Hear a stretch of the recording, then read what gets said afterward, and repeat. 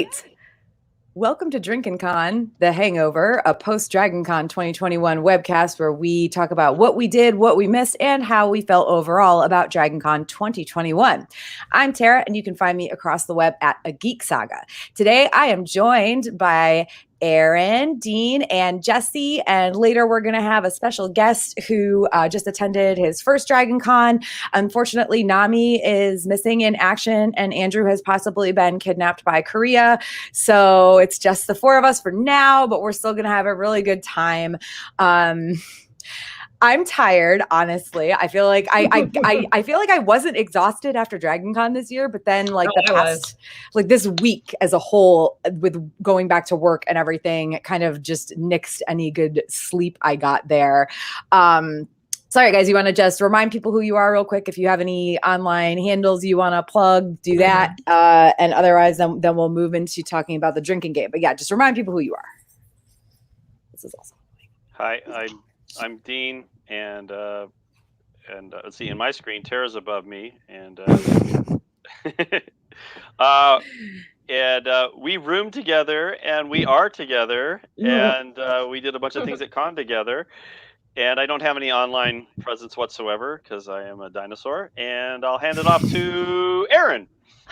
I'm Aaron. I don't really also have much of an online presence, but I exist. I go to Dragon Con every year, and I'm around. I exist. That's kind of the theme of this webcast tonight, especially. I exist. And I'm Jesse, and I'm usually at the internet at stop_Jesse_time because I'm an old, but I'm not as much of an old as Dean is. Dean. Or as me. I mean, I'm actually the youngest in the chat right now. Yeah, but, yeah. I'm still a dinosaur. But yes, stop Jesse time because, you know, I imprinted on stop hammer time very early. So stop _Jesse_time. All right. So tonight's drinking game is probably going to be not as just absolutely ridiculous as pre-Dragon Con. To be honest, I've actually gotten more drunk on the post-Dragon Con one than the pre-Dragon Con one at least once, but I don't think that's happening this year. So our drinking game, we're going to drink anytime we mention legacy hotel rooms. I'm getting rid of the Dragon Con app because I don't think we're really going to talk about that. But so I guess we'll drink if the Dragon Con app is mentioned, but I don't think it will be. Drink anytime we mention or we say the word Habitrail instead of Skybridge. This one's bad. It's gonna be a one-off thing though. Like if we're talking about cults, we only have to, unless it comes up a second time later. Like if we say the FedEx John cult like 6 times in like a 2-minute period, we're not drinking every single time. That's too much. That kind of is part of what did us in, I think, last time. Drink when there is an animal-related interruption. We're going to drink when I mention Red Dead or being an attending pro. And then, Aaron, you want to say your 3? And then Jesse and Dean will have to make theirs up on the fly. Hey, Sailor Moon, taking naps, and puppets. And I'm sorry, there will be a lot of that in my discourse. That's okay. If you talk about the puppetry track or puppets in like one section, we only have to drink the first, like when you first bring it up. Okay. We're putting that rule in place now so that I don't die. All right. So, Jesse, what do you want your drink anytime Jesse says one to 3 things to be? Anything about BBC Ghosts or the comedy troupe that does them there. Also 6 Idiots, like whatever they're, that's going to be my thing. Okay. Or if I mention pirates, maybe. Okay. What about you, Dean? Oh boy. We'll start with the fleet, I guess. And that's always how about high velocity? That'll be hurting for me and Aaron, I think. And let me see. What would be a third? You don't need 3. Just I say one, at least 1 up to 3 is the usual rule. Like I only have 2. So I mean, if you want. I think what's clear is I'm going to have to get more beer. So when Dean has to get more beer, or if Dean has to get more beer, that'll be his second one. I mean, I already had a giant beer. I'm actually drinking a Coke at this very moment, but blasphemy. But I did pregame a little bit. So, all right. So I am echoing a little bit, and I don't understand why, because I know we all have headphones on, but hopefully it won't be too bad. I don't know. So general at Dragon Con stuff. Or actually, no, I'm sorry. What happened in Dragon Con news after Drinkin Con 5.0 is what we usually start with. So not really much. Weirdly enough, despite the fact that we were 2 weeks out from, or about a week and a half out from the convention when we did Drinkin Con 5.0, not that much big stuff happened. Like they'd already kind of made all of the big announcements. So the only thing that really happened that like for us that changed is that mine and Dean's Red Dead panel was dropped by mistake. The video game track director had a bunch of guests cancel last minute and was deleting panels en masse and just deleted ours from the schedule. He was so apologetic though. Like he was like, well, if you come to the 8-bit ball or to Heroes and Villains, like find me and drinks are on me. And I was like, sure. But then I like really didn't feel comfortable going to the big parties like that. I wasn't sure how crowded they'd be. So yeah, that didn't happen. But I was grateful that he, you know, offered and, you know, wish I'd made it, but it is what it is. Unfortunately, PJ is not with us tonight. I know, I saw. I'm looking at the chat right now. Alas, he was very funny last time. or she, I don't know. No, we hung out with him a little bit. He came to our room, right? Oh, good. Yeah. He came to our Sunday night party actually. So he actually met Dean and I, and he might have met you, Jesse, like for half a second, maybe. You might have been busy though, and then he met Nami for sure. I have a picture of me and him and Nami. Yeah. So PJ was all up in our chat for the pre-Dragon Con one, but he can't be here live tonight. I'm very sad. So anyway, it's a small interruption, but yeah. So the video game track director was very, you know, apologetic and everything, but yeah, like it was sucked that our panel was you know removed, but at the same time, like I was feeling pretty rough Friday and did not even leave the room until like 2:00. So it's probably for the best. Yeah. Saying. But I don't know. Did you guys remember? Was there anything like any newsy stuff that happened with Dragon Con or changes that happened between like Saturday the 21st and when we all got there? I really don't think there were. They finalized what was going on with COVID tests on site. That's really the only thing that I can think of. Oh, that is they true. Were yeah. Offering the rapid tests for $30 on site through Monday. To help ease. And they did some vaccinations on site too, but I don't know who took them. Hey, I mean, which one did they have though? Because if you get one there, you still have to get the second one somewhere else, unless they had J&J. Well, whatever. I mean, it's cool that they offered. It's cool that they were able to finagle like having the rapid testing to make people feel better. Part of me kind of wishes if like that I'd gone maybe Monday just to like see if I'd been exposed like earlier in the week, but it is what it is. I don't think at this point I don't think I was, because all my friends have been taking tests, and I'm well, this has also been like the least sick I have been after con ever.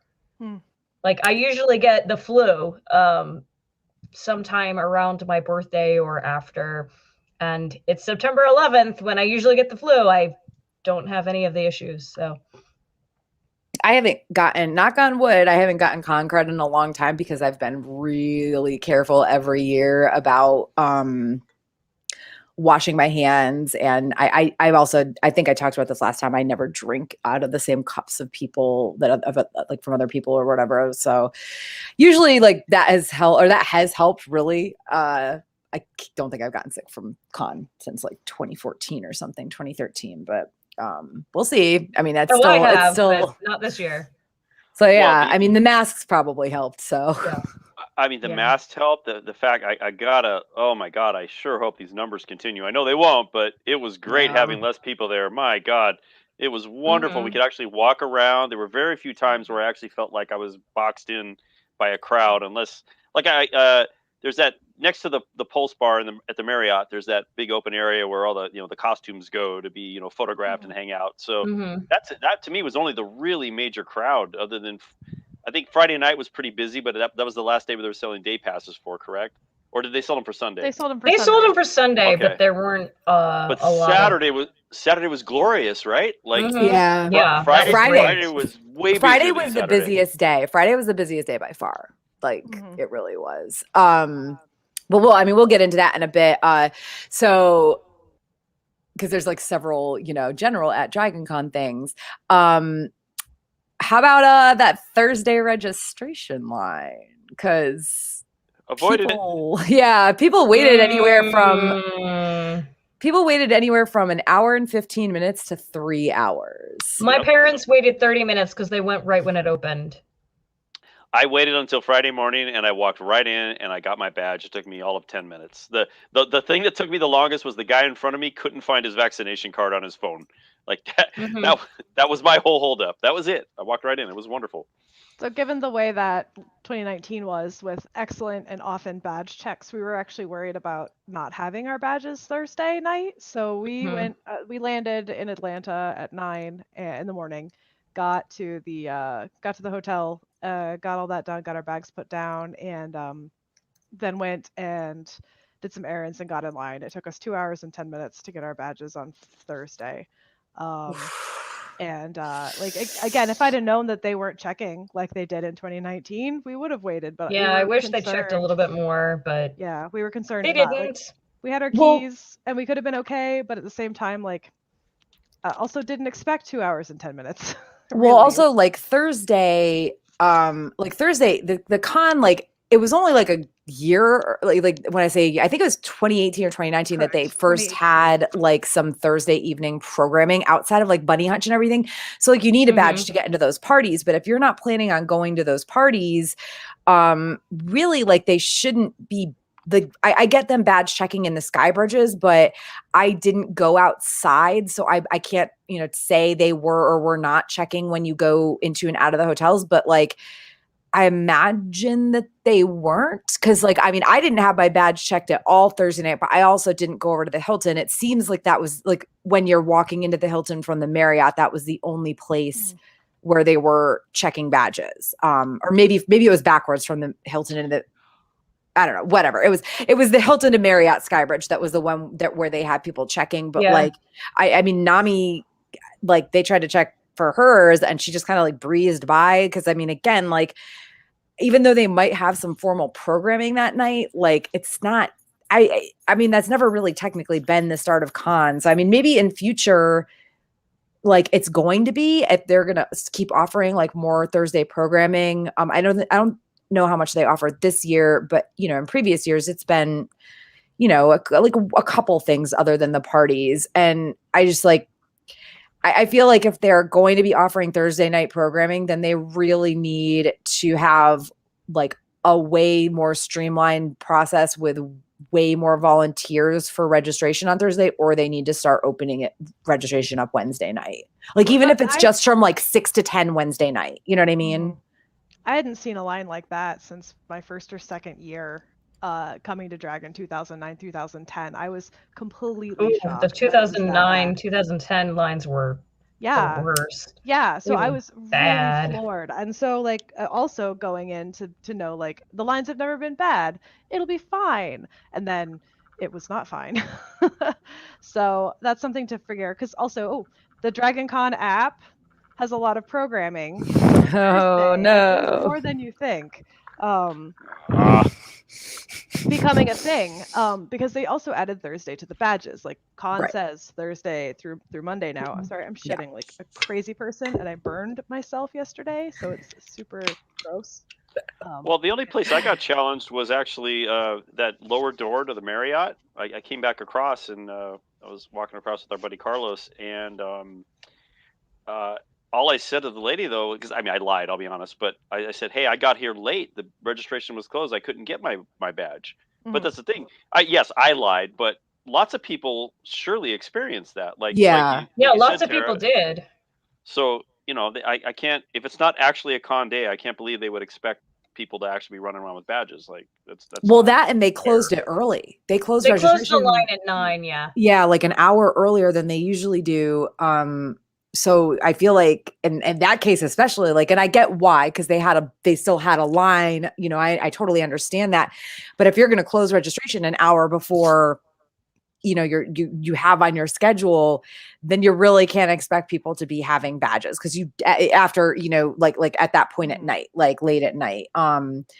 So yeah, I mean, I don't know, I guess we'll see in the future like what if anything changes. But yeah, if they keep having a ton of programming on Thursday and they keep pushing the programming hours forward in the day, they're gonna need to start offering Wednesday evening registration, especially since, as it seems, a huge portion of, the regular, like the annual attendees arrive Wednesday or even Tuesday. Right. So, Yep. But that said, like once you got through the way they were checking, the way they had the badges, like label print, poke, like that was the fastest. Like they've got that process down really well. I haven't had a crooked badge label in years. I think Dean said that one of the holdups he noticed might be a problem is the QR code thing. There was like somebody that he was waiting behind or near or whatever that didn't have their could not find their QR code. Yeah, and so it's like little, not the COVID code. Yeah. So it's like little things like that like they Mhm. tell you to have it ready, and like freaking have it ready, people, for Christ's sake. Yeah, for real. Like even though it took no time to get the badge, you still have to walk through the back and forth, the what do you call them, the barriers, and like, come on, dude. Stanchions. Well, I don't know. This actually was, I think, kind of silly though. So I had the all weekend badge, right? And they had more booths open for the day passes than they did for the 4-day, and I was like, that doesn't make sense. So that was actually part of the day pass. People were just walking right up and getting theirs. I was actually in a little bit of a line, so I thought that was odd. And it was like 2 booths. Well, but I guess like 5 or 6, were those day pass booths there on Thursday though? Like I would guess they weren't, because they're.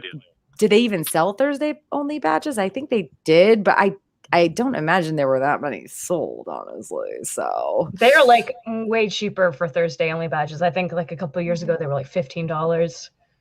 So probably maybe $20. I don't know how much they were, but Adam in the chat is saying, I wonder if they will ever mail out badges and add like RFID.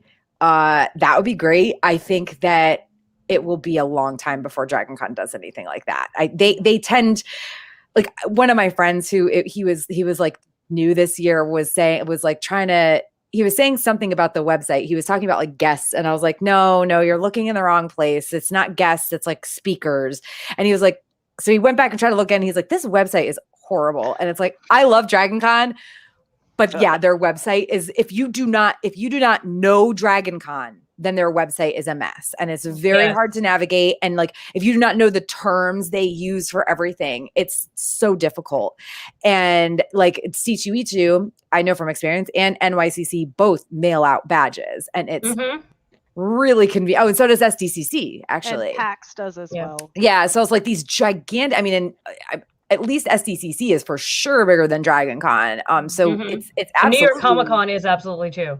Yeah, and it's absolutely something that can be done. But I think the problem is maybe it requires an amount of like money or something that they aren't willing to fork over, which is not, they're big, but they aren't industry sponsored the way these conventions are. Like all of those conventions that we just mentioned are absolutely industry sponsored. So most of them are Reed Pop, I think. Yeah. Well, SDCC isn't, but yeah, the rest of them, I believe now are. Like Reed Pop has slowly been like just like sucking up all of the outside like other conventions. And like I will definitely like forego badge mailing and like that sort of stuff if it means that Dragon Con doesn't get swallowed up by a corporate monster. So just saying.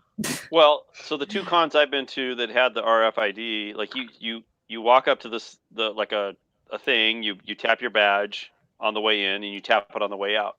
Was SDCC and WonderCon. I don't know how that would work at Dragon Con though, because you have so many entrances. You have, it's actually a hotel, or in actual hotels versus, like that would work great for America's Mart at the vendor hall. That'd be amazing actually. Yeah. It might actually speed up people coming in and out. I don't know, but I'm not sure how that would work. Like with the I guess like the RFID thing though is like the RFID thing is its own thing. I think like the only issue, I mean, obviously they couldn't have mailed out badges this year with like needing to check people's COVID vaccinations and everything, but like in previous years, it's like, even if you can forgo the RFID thing and the scanning of the badge at doors and everything, but like, is it still possible for them to mail out badges? Yeah. Like, of course, that means badges can get lost in the mail. You could get your badge in the mail and give it to somebody else, and Dragon Con has that, ID checking thing, but it's like, I don't know, like other conventions don't really seem to have an issue with it because they still mail you a badge with your name printed on it. So, or your name attached to it. So it's like, I feel like there's a way it can be done, but yeah, I mean, if doing something like that, if going that route means that Dragon Con has been like purchased by some big like corporate like corporate convention conglomerate, say that 3 times fast, then I don't want it. And I don't see that happening for like 10 or 15 years if they ever get bought out by a corporate entity. I don't see that happening for even the next 5 years. Like that's not going to happen soon. All right. So anyway, so people waited anywhere from an hour and 15 minutes to 3 hours on Friday. I was told at one point that the wait for disability services was 4 hours, which is 6 hours. I saw 6 hours for disability services. I feel for those people because like obviously they can't be like standing. I don't know. That's rough, and I guess that means there may need to be they might need to like shuffle more volunteers over to disability services, but then at the same time, it's like if that's going to mean less volunteers at regular registration, then we're still screwed. But yeah, that does really suck. I mean, I would like to hear more from someone that might have been involved about why there was such a long wait, but I haven't really had time to do any like digging into why. Anyway, and as Dean said, like people who got their badges on Friday, at least in the morning, were in and out in like 10 to 15 minutes at most. Okay, so moving on to something a little bit more fun. Fucking cults, man. Like I originally titled this section "Fucking Potatoes, Man," but I think it just needs to be titled like "Fucking Cults, Man," because like my first thought on some stuff that happened this year is stop trying to make Dragon Con cults happen. Like stop trying to make fetch happen, people. These Dragon Con cults, they need to be organic. I will give last year's 36 dozen eggs cult a pass because I love Tony, and I think that we all needed that random hilarity during and after virtual Dragon Con.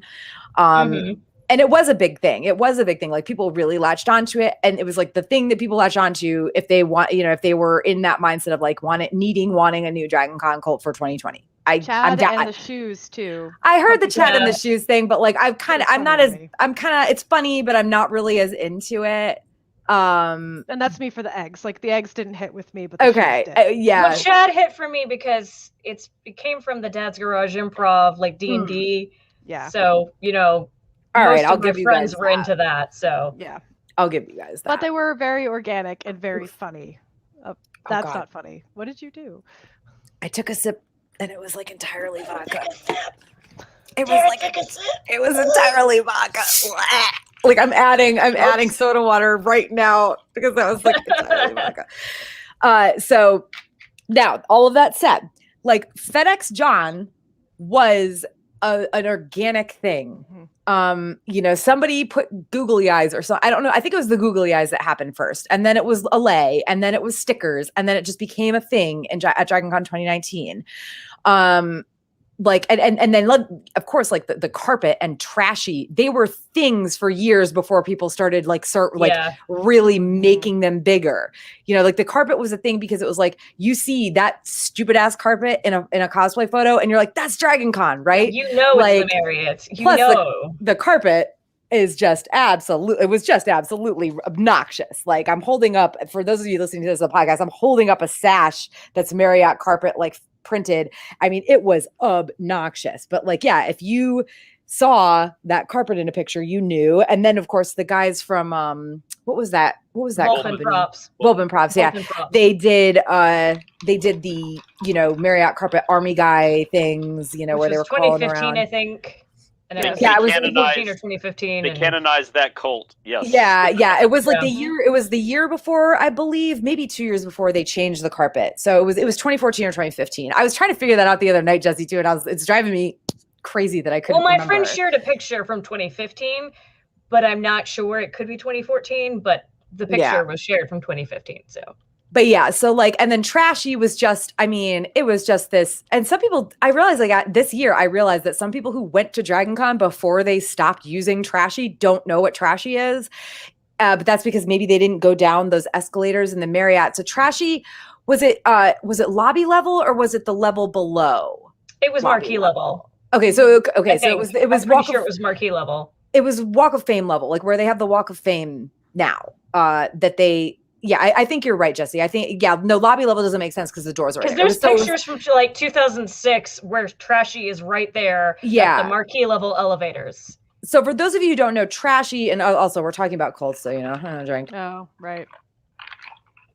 So Trashy was just this like cardboard box trash can, like a white cardboard box trash can with a trash bag in it. And it would get full to like practically, I mean, it might have been better like in earlier years, but like when I started going in 2012, that trash can was like full to overflowing, like constantly. They would empty it, of course, but it was right there at the bottom of the escalators on a very busy floor of the Marriott, and it would just get full.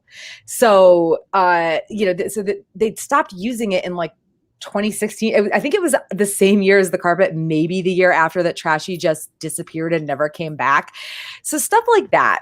It's like, those are organic quote unquote cults in that they happened over time. The FedEx John thing happened over the course of the weekend, but like it was a big thing and stayed a big thing. So this year, there were two things. First of all, like the closed for cleaning thing. It was amusing. There were some cool costumes surrounding it.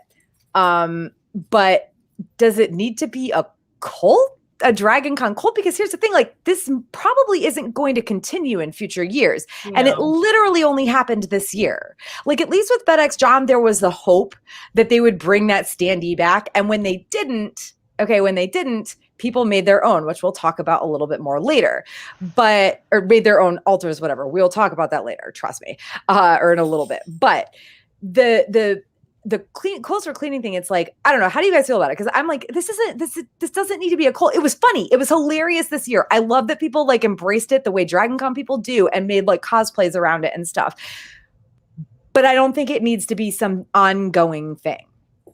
I think it's like a wholly 2021 thing because I don't feel that they're going to be closing the panels for cleaning in 2022. Right. I mean, I don't know.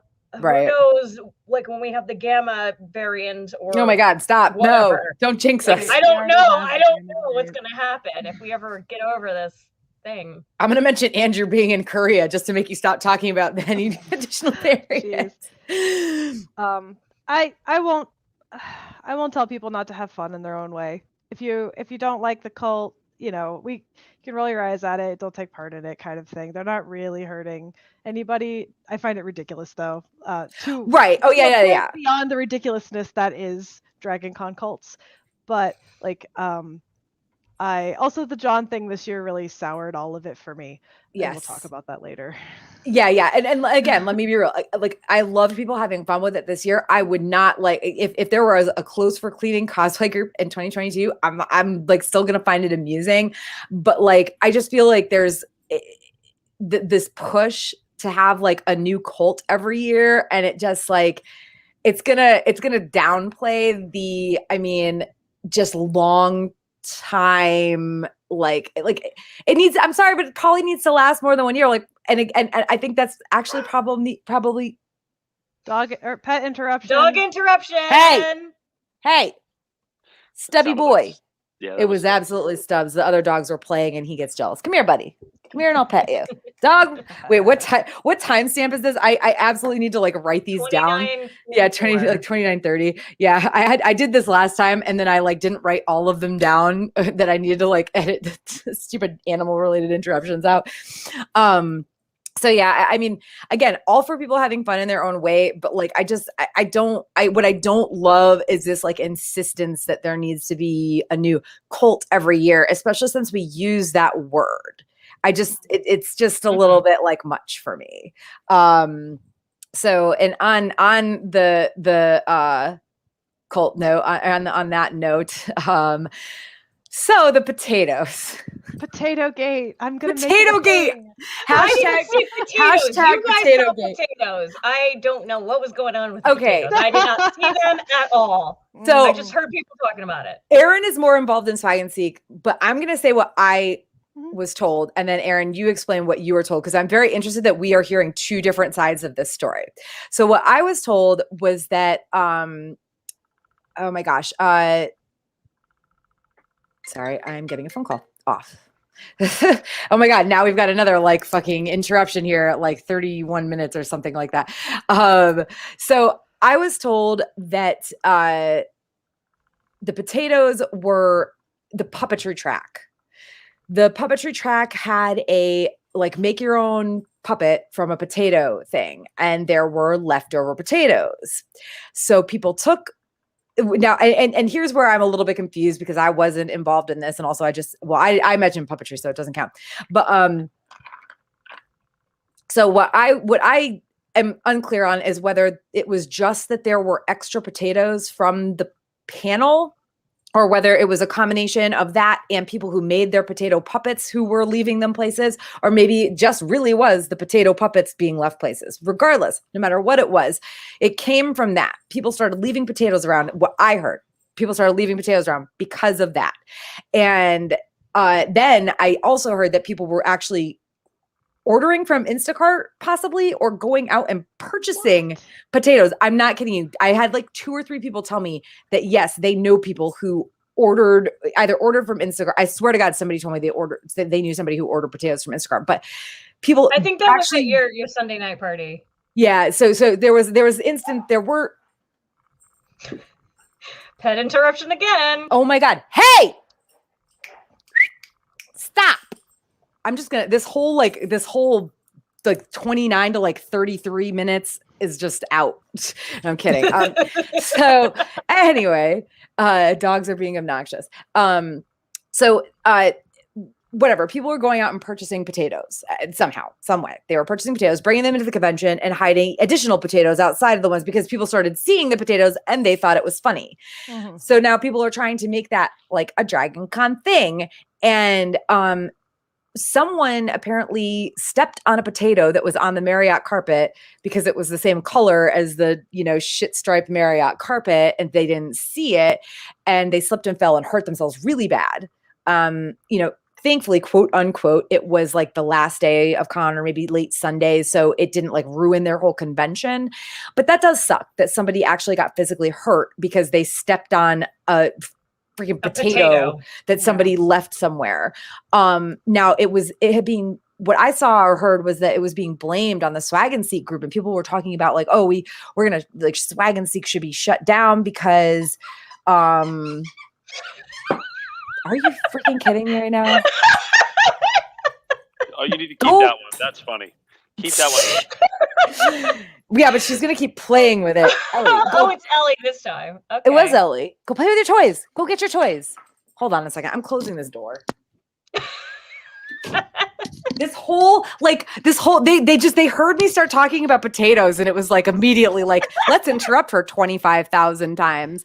So let's interrupt the mother, the human mother. Seriously. Let's interrupt. So anyway, 8 years later, so yeah, people, I've like heard that people are trying to get Swag and Seek like shut down because of the potato thing. But the people from Swag and Seek are over here saying, no, our rules specifically state no fresh food. They might state, I actually think they might state no food at all, but they certainly say no fresh food. Because, like, I mean, if you're handing out like little packaged like bags of candy or something that are unopened, that's one thing. But I get it. Like, you don't want to be handing out like fruit and stuff that people have touched literally any year. Ew, I wouldn't want that. Like that a stranger has had their hands all over. Mhm. So that is what I was hearing. But like, it's also just like I've never heard of potatoes being a Swag and Seek thing, but Aaron, you heard or know something different. So Well, in 2019, potatoes were a thing. There's a small gift bag with tiny red russet potatoes in it. Congratulations, you found swag. It's yours to keep. It's a tiny russet potato in a swag bag. Potatoes are a thing on the Swag and Seek page going back to 2 years Okay. ago then, 2019. It's sort of an aperture joke. Potatoes are a bit of an inside joke with the portal people. Mhm. But also Mhm. there are But lemons should be too. the lemons as well, yes. So that's around, and all of this year people are joking about potatoes, and it's on. So some of them have faces, so I think there's some truth to the puppetry track bit, because some have googly eyes glued on them, some are reading books, have daisies on their heads. Not exactly sure where that came from. Oh, puppetry track, whoops. Oh yeah, oops. But I didn't attend those panels, so I'm not sure about that. I know my best friend and her husband made sock puppets with little arms, and they had a great time. But the potatoes are around. Potatoes with googly eyes all this year. So I'm showing a comment right now that's totally like a little bit off subject, but apparently someone is handing out like just They were. slices of pizza, and They our were friend warm. ate one. There were warm I- slices of pizza. I didn't have any weird reaction to it. He didn't have any weird reaction. I don't know. to it. I don't think people would do anything bad or whatever. I just like, and I I just don't mean, know like, why I took it. I was just like, oh, pizza. I wouldn't they pick fresh up- warm pizza. I don't know. I wouldn't pick up a piece of fruit, like, or a fruit, like an apple or whatever, that I found like just sitting on a table. You know what I no, mean? this was like yeah, this year, I wouldn't have taken pizza from people, but like 2018, 2019, fucking absolutely, I would have. So part of that group was actually at the puppet improv that night. Not the puppet slam, but one of the puppet improv events that was in the Hilton. And so they were like, who did something cool today? And they were like, oh, we were handing out pizza as Pizza Planet people until the Marriott shut us down. Oh. Well, So this was in the sky bridge between the Marriott and the right. Hyatt when the Marriott shut them down, and they were moving. They were taking their pizza and going. And so the Marriott wouldn't let them have it. So you mentioned like the like a single russet potato, like which is wait, was it russet potatoes, like an actual, like a big russet like potatoes, in or the a swag little and seek bag? It was a little red one that fit in, like like red potato or red potato organza bags. Yeah. So like but then, handing like putting something in a bag and leaving it places is one thing, but like what I heard about the potatoes this year was that they were just potatoes. Then in the swag and seek page, no one's posting, hey, I'm placing these, but people are posting pictures of whole freaking russet potatoes of best swag I found all con, and like their swag hoards that they find, and there's potatoes, and people are posting pictures of potatoes on chairs, potatoes on water fountains, potatoes on fire extinguishers, in planters. Like, I found this potato in a planter, and I'm like, except like, what if people hide funny. those potatoes and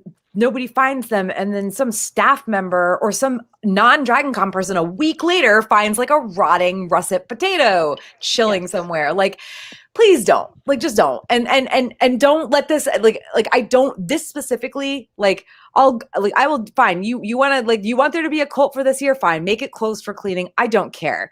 But like the potato thing, I'm anti-potato cult, because I don't want people doing it in the future because someone got hurt. I don't want people doing it in the future because we don't know what happened to the potatoes that might not have been found, and like poor staff members or like future non-Dragon Con people are like, why is there this rotting potato in my hotel room that was like hidden in my, I don't know, hidden somewhere that like somehow housekeeping or janitor's staff didn't find. Wow, I have not drank that much. I'm very tired right now. I can talk, but like, yeah, I don't make potatoes a thing. And I also hate that the swag and seek group, like, they might have had a potato thing in the past, but like a little red potato in an actual swag bag is one thing. Like we just said, like a full like russet potato. And apparently people, and here's the other thing, like swag and seek people have always been really like mature isn't the word I'm looking for. They've been really thoughtful about where they leave things. They're not just leaving them places where it's like trash to be picked up or whatever. So, and also a potato is a thing that can roll. So like you could place it on a table and somebody, like, even somebody doesn't even have to knock that table, but something happens and it rolls off and now it's on the floor and somebody's tripping on it and injuring themselves. So no potatoes, people, please. That's my like future, like, no, don't do this, please. I have a tiny little sort of not really exactly related story real quick. We were talking about people handing out pizza, the Pizza Planet people. Yeah. So I had an opposite thing when I went to get. I came out of the Sheridan with my badge, and I was wearing a Pizza Planet shirt, and there were guys out there. I don't know if they were actually Papa John people, but they were dressed as Papa John, and they were just all on my ass about the fact that I have a Pizza Planet shirt on. So that cracked me up. That was pretty funny.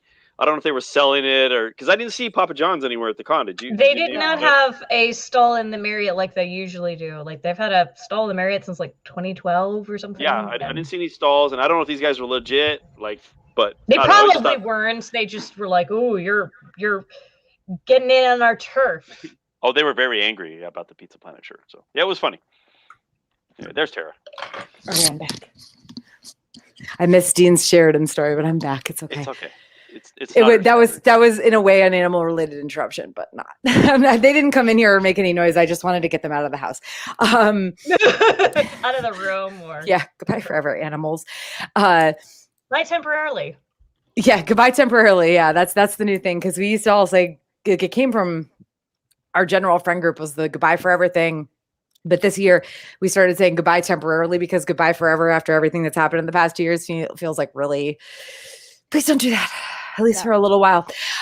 So speaking of cults, though, I heard about this let me go back to, I was at the Hyatt where we were in the Hyatt lobby Friday night, and people were there was a table in the Hyatt lobby with Battlefield Earth, copies of Battlefield Earth on it, the Scientology book, right? And yeah, Saturday night, I think, actually. Oh, ours was Friday night, but that they were there all weekend, I'm sure, because people were finding them all over the place all weekend. But here's part of why, probably. So I thought it was kind of funny, and I was like, ha ha ha, weirdos. No, when we were hanging out, that was Saturday. Oh, they were there Saturday too? Because they were definitely there. When we were hanging out and getting photos, it was Saturday. Oh, because of a specific costume I was wearing. That's how I know. Okay, but they were there Friday too, because we were getting I remember we were getting well, I wasn't, but some people were getting rum buckets, which I do not drink, and they were at the table right next to the rum buckets. So maybe I was just surprised that they were still there on Saturday, but yeah. So and that was one of those things where at the time I was like, ha ha ha, Battlefield Earth. They're just leaving these on tables around the con. Well, that's not all it was.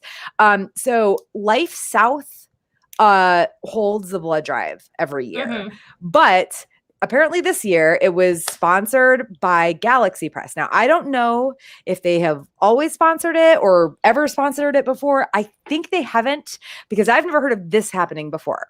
This year they had and I've seen pictures, pallets of boxes of Battlefield Earth, and they were trying to give copies to everybody who gave blood.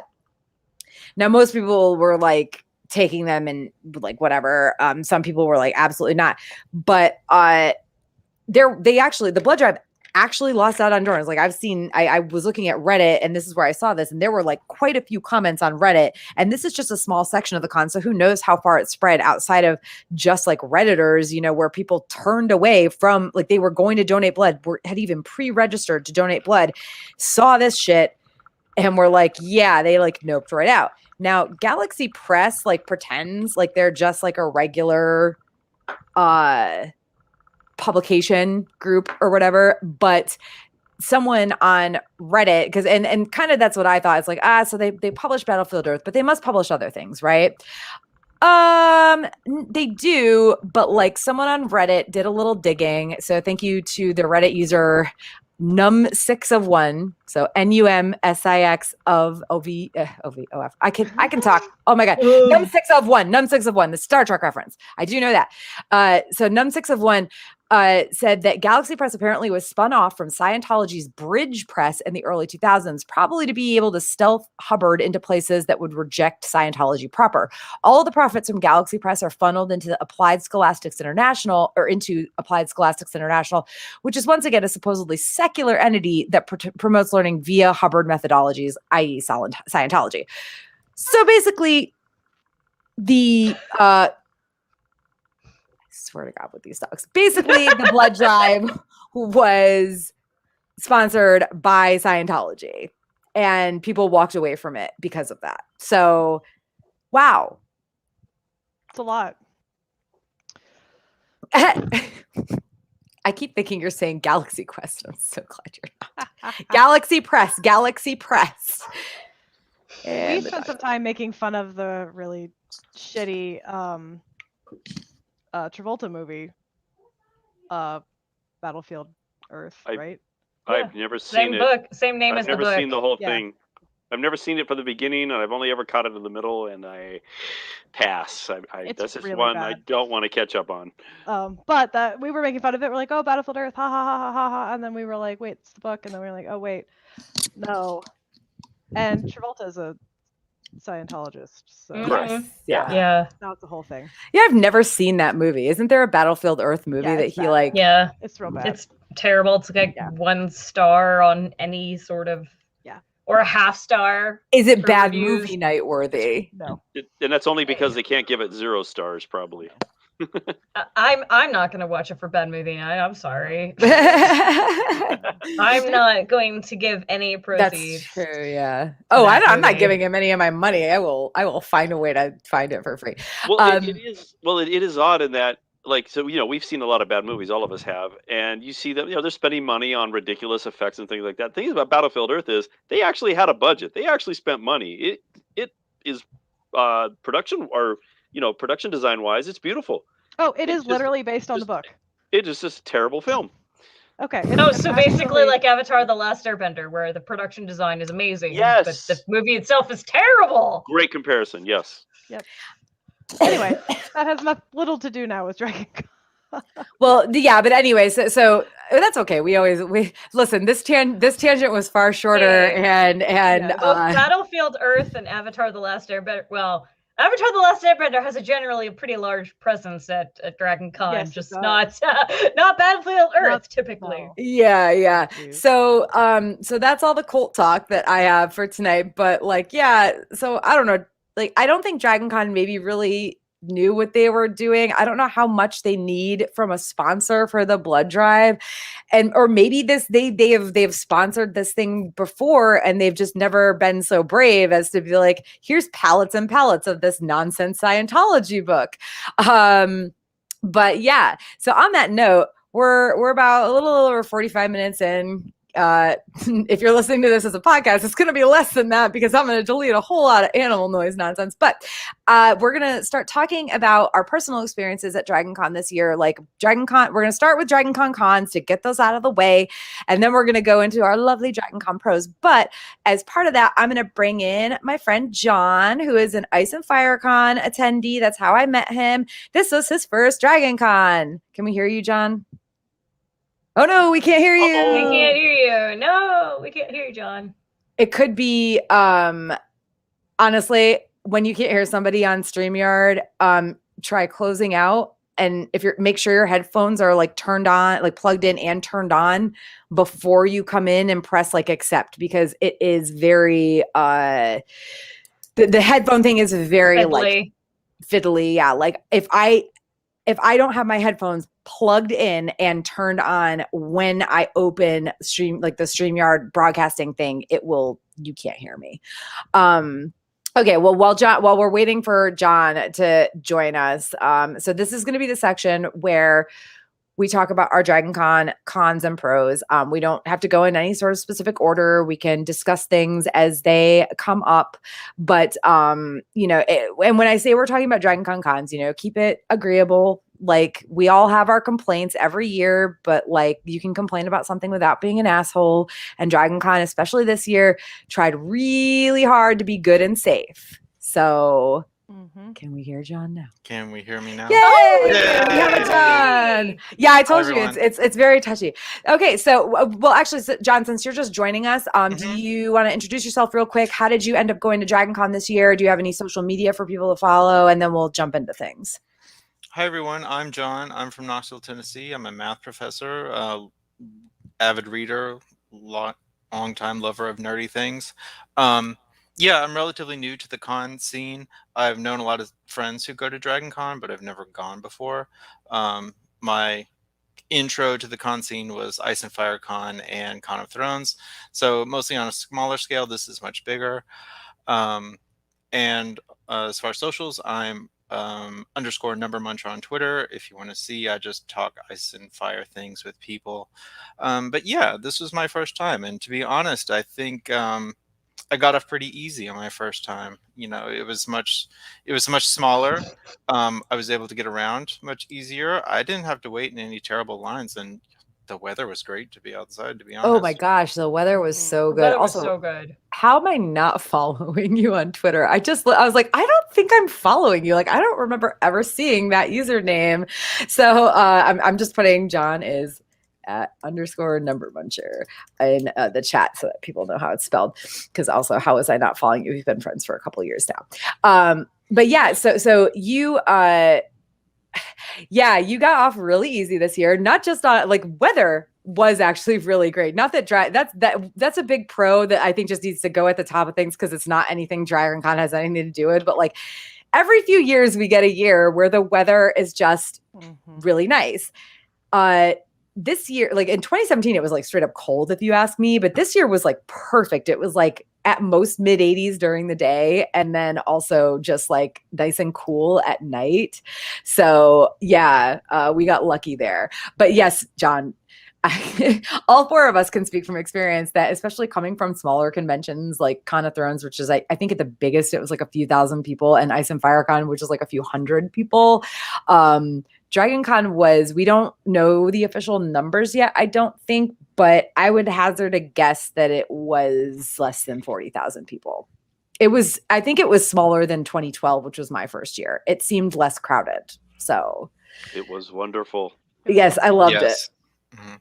I loved it. So yeah, you did get off easy. If you're planning on coming in future years, whew, just take a deep breath. Very different. I John, already know. I know.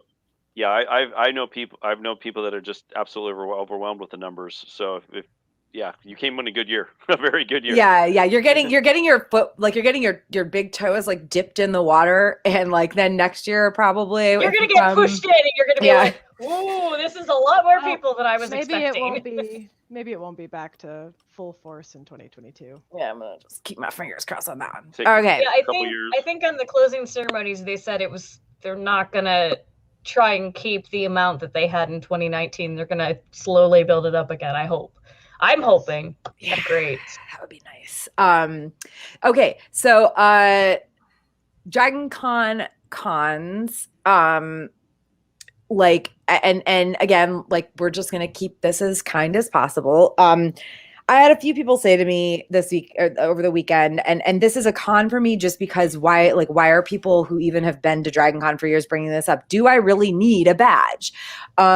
Now, yes, well, yes, of course you do support Dragon Con, but in 2019, badge checks were like everywhere. They even had them randomly in the middle of like the Hyatt to Marriott Habit Trail, which was the first, goddamn it, Habit Trail drink. Which was the first time I'd ever encountered that specific situation where I had to pull my badge out as I was coming out of the Hyatt section into the Marriott section. But like this year, I can count on one hand the number of times mine got checked when using the sky bridges. There you go. It was basically only when I was going into the hotels from the street. So I get why they would do that more, because once you're in the hotels, and passing through the sky bridges, like the only place you can, but the thing is, like, I mean, I went to and from the Peachtree Center so many times, like from the Hyatt to the Peachtree Center, and I don't think I ever once got my badge checked. Like I saw people sitting there, but they were just sitting there like chatting with each other, like the security guards or whatever they were. So like, I don't know. What about you guys? Did anybody else experience like just almost no badge checks in the sky bridges? Because it was I weird experienced a fair amount, but I was also usually only out in the evenings. I couldn't get myself out pretty much earlier than 4 p.m. True. I didn't wear that many costumes this year, so I just had it hanging around my neck. Cause like when I'm in a full suit, I hide the badge because people want to take pictures, and it's just easier than flipping it around or whatever. But I definitely saw people looking for badges, but I wasn't challenged because it was just there, so I can't really say. Yeah. Panels had badge checks, like when we did the improv one on. Oh yeah, Saturday yeah. night. Of course I think do. They checked that, and then coming from food court through the Peachtree, not part of Con, into the Riot there was a badge check. We got challenged pretty much every time we came home to the Hilton through the Sky Bridge, and we pretty regularly, not so much during the daytime hours, and we were out like I've gotten the most sleep at Dragon I ever have gotten at Dragon this year. Same. So like I was up and around and out and about, and it was definitely more in the evenings, and definitely coming into the hotels from the outside. We had 2 dinners out in the world, and we went to the Westin a couple of times. Oh, I didn't go to the Westin or the Sheraton at all this year. I went to Sheraton only to get my badge. I wasn't in it otherwise. So it was not as much as 2019 though. 2019, I really felt, and I'm not annoyed at badge checks. No, I'm not either. No. I was no, surprised in 2019 to get it checked in the middle, and it was frustrating because it had never happened before, and they were like yelling at me about it one time, and I was like, "What the hell? Like, give me a second here." But yeah, no, not frustrated. I just thought it was weird that this year of all years, when you'd think they'd want no like extra people around. I don't know, John, did you get your badge checked a lot? This is your first year, so like you have no prior experience. Like, do you remember getting your badge, like people calling for your badge, or did you have it hanging out, obviously, maybe? Well, Dean has a good point about I was in cosplay only in the evenings, and that's when I was using the sky bridges. And I feel like if you were in a costume of some kind, like they kind of just assumed. But yeah, I did get the badge check, definitely going into the biggest panels, with the biggest talent before going in. But otherwise, I think if they noticed the lanyard or if you had it clipped somewhere, occasionally they would say, please turn your badge around. Why? I don't know. But, That happened to me in the Walk of Fame. Or at least it happened to my mom. But I already know. Yeah, well, my mom wanted to go to the Walk of Fame and find my sister, who was already out of the Walk of Fame at that point. But I just feel like I realized that a couple days ago that I didn't go into the Walk of Fame at all, and I was like, oh, sad. Like I meant to, I just never got around to it. Now I will say that like with the checking them to go into panels, I of course expect that, and I think people who are saying like, well, do I really need a badge? There are people who they don't go to panels. I mean, I don't go to panels. They stay in one of the main hotels. And they don't go to they don't really care about any of the official events. They just care about hanging out with their friends. So it's like, well, yeah, like if I'm staying at the Marriott and I want to go to the Hyatt, I just borrow someone's Hyatt room key, and like I have a Marriott room key, and like I can get back and forth. And it's like, I am not at all saying people should do this. Okay. I'm not. It is possible, but I'm not like, and also Dragon Con tickets aren't that expensive. Literally right now you can buy one for $85, but like, it was very odd to me to hear that from people, both honestly pre-Dragon Con, but then during and like right after, people were like, no, there were hardly any badge checks. I could have walked around like crazy without like worrying about it. And I was like, I thought there would be more this year, but I think maybe it was like a staffing thing too, I don't know. Volunteers were very understaffed this year, like everywhere. And that's a little bit of a con to me, in that, like, and not that I get the lack of staffing and everything, but that there are people who saw the way it was this year and were like, yeah, but do I actually need a badge? Because like this, like I could just go the 2 places I want to go, this way and not need a badge. Not at all saying people should do that, and that's why it's a con for me. Well, you're talking about attendees. It's like they're the con, not the convention, though. Like, what do you mean? Well, the attendees are the problem here, not Dragon Con. Yes. Oh, yeah. Exactly. Yeah. That's what I'm saying. Like when I say it's Dragon Con cons, this is not like necessarily cons at Dragon. Like honestly, I don't think I have any that are Dragon Con specific, because like the next one I was going to say, this is again not Dragon Con's fault, but like. So previous years when it was way more crowded, I literally never had problems. Like I think the last time I had issues with internet service, which is like Facebook messaging, iMessage, stuff like that, was 2013. I really I have Verizon. I really don't remember ever having a problem with internet service since then. Because maybe Verizon had extra towers after that or something. But like this year, like I was. Yeah, you sent me a message. You sent me a message, and I didn't get it until like 9 hours later. Yeah, if I was in the Marriott, I could not send or receive iMessages or Facebook messages.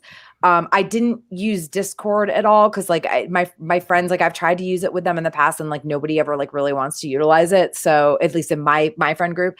So like I couldn't get I don't know if it would have mattered because like when I was in the Marriott, I had 0 internet service. Like if I sent a actual like old school text message to my friends who also have iPhones, they would go through, but that was it. And phone calls were fine, but like Hyatt was not, it was like, it didn't work very well without internet. And didn't always work better when I was hooked up to the internet either. And the Hilton was, it was like Hyatt was probably the best. Hilton was like second in terms of being difficult, and Marriott was like just impossible. And it was so weird to me that this year, when there were so fewer people, was the year that there were these issues with like actually getting in contact with people via internet means, not, you know, but who I like, honestly, I don't call anybody. I don't use like straight up text messages. Like one of my friends, Ren, they have an iPhone as well. And I was like trying to like, I messaged them and it wasn't going through. I'm like, fuck this shit. And I'm like, just send it as a regular text message. But I kept forgetting to originally send it as a text message. So I'd have to like wait 20 minutes for it to not go through and then send it again. And it was just really weird to me that this year of all years was the year I was having trouble getting in contact with people when there were like half as many people as there usually are or less. I don't know. Aaron, you said you didn't really. Yeah, in the you Marriott. did too. Okay. So I will say it's probably those the high fantasy track rooms, that M level, like down there in the basement. In those rooms, I had no signal of any kind. Like I just couldn't be had. I had to like come back up to the atrium level to like do anything. Well, high fantasy is lobby level. So theirs is actually ground level. So they should have been okay. I didn't. Well, and I had totally fine like regular cell phone service there, but I honestly, I don't think I went down to the M level once this year. I did, which is so weird for me. Like so because weird. people were actually hanging out in costumes in the Marriott level and the Marquee level, so I did actually go in the and I didn't have any problems sending things, but I also have AT&T, and AT&T has like a big tower downtown, so I usually have really good service at Drinkin Con. Yeah, I had to reset my phone a couple times, but sorry, Aaron. No, that's okay. But overall, I didn't really have those problems. My carrier is T-Mobile, so I don't know if that makes a difference. But what's your carrier, John? Google Fi. Oh, weird. So we all have so we have 2 T-Mobile, 1 AT&T, 1 Verizon, and 1 Google Fi. I don't even know what that is, honestly. But like, yeah, that's so weird. Like, I guess like, and it's not a complaint. In again, not Dragon Con's fault at all. It was just so weird to me that like there are so many fewer people there this year, and I had bigger problems getting in touch with people than previous years. And I think my next comment is going to lead into some of Aaron's cons. The long ass restaurant experiences. Now, again, not the convention's fault, and also not entirely the restaurant's fault, considering understaffing. What I heard was that who they were when the restaurants were fully staffed, they were a lot of new people who didn't know how things went, that they kind of like pulled in last minute, which is kind of the hotel's fault, because like, why are you hiring people like a week or 2 before the convention? Like, you've known this is happening. You should have at least brought them in and trained them, but whatever. But like, I don't think I sat down to eat once at a sit down restaurant without it being a 2 to 2.5 hour experience. Like, just like at one point I was like, I'm not sitting down to eat anymore. I'm tired of this wasting my time. 22 Stories was awful.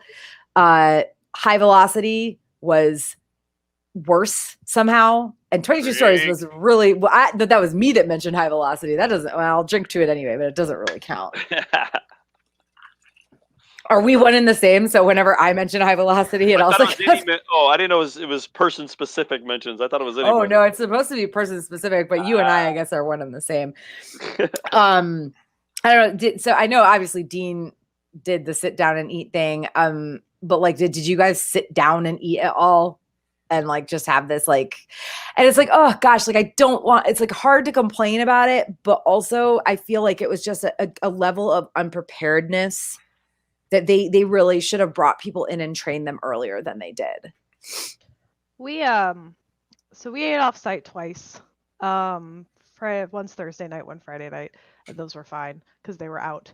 Um, Lunch at 22 Stories, which is the big open restaurant in the bottom floor of the Hyatt, Yeah. was one waitress for like the entire floor. She was very friendly the day, what was it, Sunday, we ate there.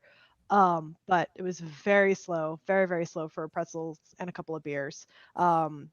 A bunch of us went to High Velocity for lunch, one of the lunches that we had, and not in the food court. And that was a while, but it was also the day we were in our plague doctor outfits, so everyone was really happy to take the time to sit Yeah. and not be in a getup and be able to be unmasked at a table with water and drinks. So we didn't really notice the wait on that one, though. When I was like doing the math in my head, I'm like, oh no, we were there for like an hour and a half, 2 hours, but we didn't care at that point. But it was slow. And we were getting like, they have a very limited menu. It was the smallest menu I'd ever seen at High Velocity for a con, and they didn't Yeah. even like, nothing special. Like, remember the melting dragon eggs, or did my internet just shit? Oh, No, there you was got the it. cool, Yeah. the Okay. cool Wait, Pokemon where dessert. you're- Remember that? They did. Yeah, They yeah. did have the Marriott carpet cake. They did have the Marriott carpet They cake. had almost zero gluten-free things, and previous years they've Yeah. had lots of gluten-free stuff, Mhm. and so I was like, okay, well, I just won't go there because I can't eat anything there. So Mhm. Yeah, we have a vegetarian in our group, one of my friend's girlfriends, and she was like, okay, I'll have a salad. yeah, Yeah, that's literally the only That option I was the only had. option. We on Saturday night, I think it was Saturday night. Yeah, no, maybe no, it was Friday night. It was Friday night. We went to Mellow Mushroom, which is like way far away. I mean, it's down at like the 12. It's like 6 blocks or something. Mhm. I don't know. I don't think it's that long, but it felt like that long. It wasn't a super long walk or anything, but it was like it was far away, and also a little bit worrisome walking back later at night. It wasn't even super late. It was like 8:30, but still.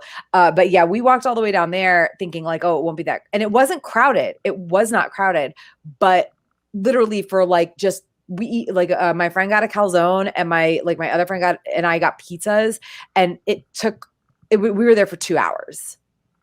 And I was like, That's ridiculous for that mellow mushroom because they're usually like super fast. They for were, serving. and they weren't even that crowded. Like we walked in and immediately got a table. Like there were empty tables the whole time. They were staffed. They had like, I mean, we saw like 6 different waitresses wandering around just downstairs and like 4 people behind the bar. And it was like, this shouldn't. And again, I'm not going to make any bitchy comments like online or anything like that. But it was just very much like, God, is this like the new normal? Like, because I'm used to like waiting a while and having more expensive food and like longer waits at Dragon Con at these sit down places, but I'm not used to sitting down because usually they want you in and out. Mm-hmm. So sitting there and getting stuck at a table for 2.5 hours is just weird to me. I don't know, John, did you sit down and eat anywhere, or were you just kind of?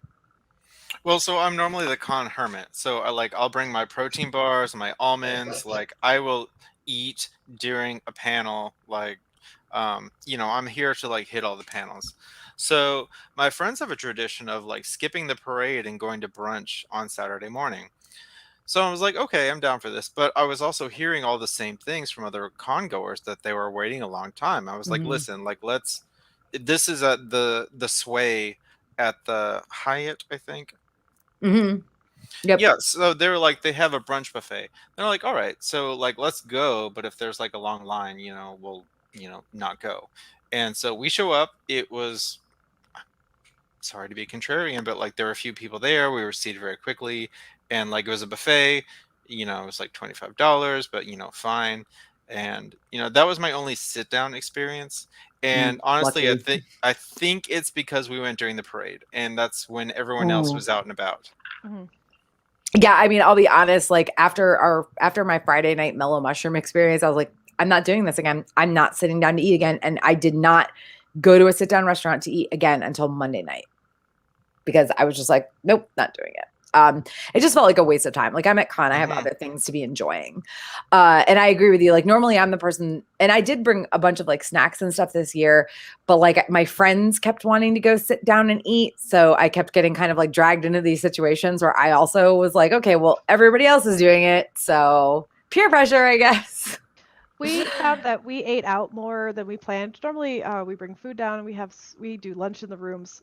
One, because we're tired of people, because con is packed. Well, con was not packed this year, and two, we were justifying and substituting standing around on the pulse floor drinking by going places to sit and eat and be together, because you're not going to stand around and drink with a mask on. So Yeah. like that changed our con habit this year. I don't see it being a forever change because things will eventually, at some point, get back to a normal that we all know. But that's where we found ourselves going to restaurants a little bit more this year. Well, I do. There's some traditional places we've been going to every year, particularly the Publix Draft House is a Friday night dinner I always go to, and that wasn't super crowded, but we have a reserved area and we have people serving our group specifically, so that wasn't bad. Plus, offsite made it easier. Mhm. And then usually we have a large group that goes to the beer garden the first night of con, but we just I don't know. People, it just wasn't as big a group this year, and so. But we went anyway, and it was fun, and we got served well. But in the con, yeah, really bad. So, but like, we didn't have the outside the con, we didn't have the experience you had at the Mellow Mushroom, Tara. But inside, high velocity. Oh God. Yep. Dean mentioned high velocity. That's definitely a big ass drink. But actually, you know what was great? I got to say, Peachtree, going down into the Peachtree Mall and going to those places, I had no issues at all. The waits were very fast. There were some lines, but like I went to Yami Yami, the sushi place, a couple times, and even though there was a line, it was not bad at all. I ate at Aviva like 3 times, and did you? it was Aviva's one of the few places I can eat at, so I ate very there. good. Yeah, I hadn't been to that because there was a different shawarma place I had gone to there before, and that place was closed, unfortunately. But I hadn't Cafe gone to Aviva. Momo, new owners. It's great. It's beautiful. It's clean. It's bright. Love it. So happy. Yeah, I don't. I can't remember the name of the guy who like owns Aviva. Like Camille, thank you. He is so, and I mean, he's always been, but this year he was like especially like friendly and grateful. And like we went there Wednesday, like late afternoon, and he was like passing out like free samples of like pasta fajoule and stuff because he was like, "Look at this new stuff I made! Isn't this great?" And like a quinoa dish, like side dish. I mean, like, and he loves the Dragon Con crowd. And I also heard that they were at the Hilton. I didn't go see them or eat there at the Hilton, but like it was cool that they had like that separate thing at the Hilton. Yeah, they had a little pop up in the lobby level of the Hilton. I lost like 4 pounds at Dragon Con this year, which is like I don't usually gain weight at Dragon Con because I'm walking. Like I mean, I work out at home like crazy, but like at Dragon Con, it's like I drink a bunch and I eat kind of crappy food, but it's very sporadic. So I don't usually gain weight. But this year I like lost weight, and I'm like, I'm just gonna entirely give this to Aviva, honestly, because I ate there like 3 times. And other than Mellow Mushroom and like one meal at 22 Stories and 1 meal at High Velocity, I like really didn't. Yeah. No, Aviva was great. I was like, that guy. What did he give us? Like a third of a meal just standing in line waiting for what we would order. It was amazing. Mm-hmm. He's like, try this new soup, and it was great. Like, yeah. So, really Camille was when we couldn't go to Dragon Con 2020, a bunch of people sent him cards. We got the mailing address for the restaurant. They sent him cards. He had the cards posted at the restaurant. That's what that was. Yeah, so that was hello, my friend, I love you. That's how he greets people when people come to the restaurant, and it's truly family. And he had some very difficult times during the COVID times, losing family, and then he required vaccines for his restaurant, and he got a lot of flack from people in the city for that they could not go into his space without vaccination. So it was really important for him that Dragon happen and that he be there. And it was the first time they'd done a pop-up in one of the hotels. And I hope it did great business because it's great food and it's a wonderful owner. He is kindness incarnate. Yeah.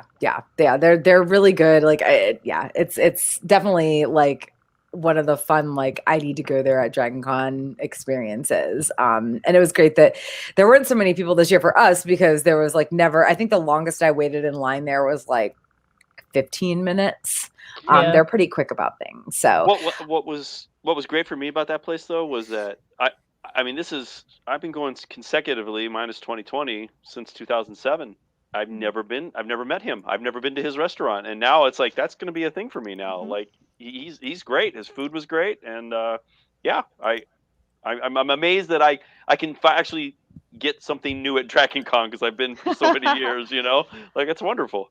John, as a first timer, and this is since we're just talking about food, even though this would be a pro thing, did you have any like really good food experiences, or was it just kind of like because you said you kind of eat in you bring your own stuff and whatever. Well, how were those protein bars? First of all, It's fine. They stave off hunger, I guess. Yeah, exactly. They give you the energy. It's convenient. No, so it was really weird. So I came down on Thursday, and none of my roommates were able to like make it on Thursday. So I was just like on my own, like to the wolves. So I'm like in the lobby of the Marriott, like getting my keys, and I run into two other people from Knoxville. I was like, they're like, we're going to get our badges. Do you want to come with us? I was like, yes, please. I don't know where to go. Please Sherpa me to where I need to get my badges. So they showed me to the America's Mart and like the food court and like where to go. So we went to that Vietnamese place, and yeah, like lines were like 5 minutes, and it was tasty. And we went there twice, and I really liked it. Were these people you knew, or were they absolute strangers? No, these were like people I knew. So I'm literally in the lobby of the Marriott amongst some 40,000 people, and I run into a couple that I know from my town. So it's just very fortunate. No. Also, how dare you not message any of your Ice and Fire Con friends as if we wouldn't be like, yes, first timer, come under our wings. Tara, is very much the same way that I run into these people from my town. Like amongst 40,000 people, I still run into people that I know. Like I'm in line for a panel and I see Becca. I'm just like in the Marriott and I see, the Gator Loki crowd, Brian. Yeah. I saw all of them. So, yeah. So, it's a big con, but it still ran into a lot of people I know. It's very strange. Yeah, I mean, at Drinkin Con, it's one of those things where, like, if you're especially like the Ice and Fire Con crowd and stuff, like if like the Ice and Fire Con crowd, like where they're gonna be. It's the same way with like Dean and Aaron's like BSG crowd. It's like where they're gonna be. Like we all kind of end up in the same places at Drinkin Con. So like even if you've never been there before, if you're hanging out there, that's where you're gonna find us. And where you found us this year is where you're gonna find us next year too. All right. So speaking of food, before we move on to like, okay, well, I guess people might have other cons. So Aaron, you said con pizza sucks. So they did away with the Papa John's contract. And darn. Well, the last couple of years were terrible. Like in 2016, 2017, they were okay. 2018, 2019, it tasted like cardboard. I really shouldn't be having pizza, but at midnight when they have the Papa John's stall, that's literally all my brain is like, pizza! My intestines will hate me later, but pizza! And it's like, the Papa John's changed. So in 2019, they changed to the cardboard and ketchup pizzas, which were terrible. Like, gone are the days of the quarter pizza slices. And then this year, whatever they had, like it just like bring back the regular old pizza, please. It's what people want. And so the new con pizza, whatever they're doing sucks. It just sucks. Also, I will say, don't ever go to the pizza place that's in the Peachtree Center. No, it's terrible. It's disgusting. It's absolutely like I went there once. I think it might have been 2018, but it could have been 2017. And I bought one slice of pizza, and it was like doughy, like not even cooked. It was the most disgusting thing I've ever. And it wasn't even busy, but it was like the most disgusting thing I've ever eaten. So I'm always like, don't ever go there. The one in the secret food court is okay. Yeah, but they're not open like half the time. I was also really depressed this year. Well, were they open? They weren't open Saturday morning, at least like everything I saw, because I tried to order Dunkin' at like 10 a.m. and it was like, nope, it's closed. And I was like, no. But I didn't go there. I was ordering through the app. So maybe that was my fault. But also I'm too lazy to like go wait in a line somewhere. So one of the cons, we touched on this earlier. And I don't want to get too deep into it because we already talked about it. But and I want to hear John's perspective on this as a new person's, but like also, So the FedEx John Cole, like they didn't bring back the standee, which honestly was a huge faux pas on the part of FedEx, if you ask me. But for days, I don't think it was until like Saturday, maybe for days, it was just like it was in the wrong sky bridge. Haha, I said the right word. It was in the wrong sky bridge. It was in the Hyatt Marriott Skybridge, where there was literally just a pile of fucking trash. And like just, and I know that there were some legit things in there, you know, like there were stickers, there were lays, there was like a FedEx box, etc. But first of all, wrong place. Second of all, trash. Like people leaving like wrappers and like half empty drinks and shit, and it was gross, right? Like John, like as a first, and Aaron, we'll get to your comments on this. I know you and I feel the same way, but John, like as a first timer seeing this, like, and maybe I don't know how much you knew about the like about 2019 FedEx John stuff, but like walking by that in that sky bridge, like how did you feel about this pile of trash? Because like I know what FedEx John is, and I was pissed about it. So I was aware of it like from last year, from like, you know, Reddit and Twitter, like it was like a thing. And like, all right, so it seems like they had the opportunity to like capitalize on it. Like they should, I don't know, like, you know, put the cardboard, like maybe put a QR code on it, like donate to X, or like, you know, something like anything like that. But no, there was no structured thing in place. So instead it was like, all right, let's leave, I don't know, like half a can of soda to this guy, or like a, you know, a LED candle. So yeah. The LED candles and stuff is like those. There were some nice things that were there, but it was 90% trash. Agree. Mm-hmm. And I mean, Aaron, you can talk about it because you were the one that like put this in your cons thing, like. It was in the wrong spot, and it's like the people that made it was still like a stick, and then it had the FedEx star on top, and that I thought was good. I was like, okay, if we don't have John, blessed be, must be 18. This is a good approximation, though it's in the wrong spot. Now Thursday there was some stuff in the original spot, but again it was little stuff and nothing like specific. And how it ended up over by between the Marriott and the Hyatt, I don't know. And then it was just trash, and people were stopping, and it was like, I don't know, like again, like I don't want to tell people not to have fun. You're doing it wrong. You're doing it wrong. But you're muted, or did my head? No, it's me. No, you're not muted. In this case, I clicked the mute button up on the top by mistake when I was switching tabs. In this case, this is not telling people not to have fun. Yeah. This is telling people not to leave trash Mm-hmm. where employees have to pick it up. Because there were times where, like, listen, if I had gloves on me or something, I probably would have picked it up. But I ain't touching other people's trash, like really ever, but especially right now. Like things that people have been drinking out of and stuff, like empty food wrappers, whatever. Like I'm not touching that shit right now. So like, at least not without like, you know, plastic gloves or something. And the thing is, like, employees kept having to clean it up, and people were in the cult groups like, oh, they cleaned up the memorial again. And it's like, yeah, assholes, because you keep leaving a bunch of trash. Because P.S. the second people put 2 standees there, and listen, they weren't like, one was a FedEx like NASCAR driver that weirdly actually sort of looked like FedEx John. Like he did sort of like, he was like a brown haired like just nondescript white guy, like. So but somebody had labeled him a false idol, so that was funny too. Yeah, that was funny. But and there was like a football player one, and it's like, listen though, like as soon as they started leaving those, that was fine.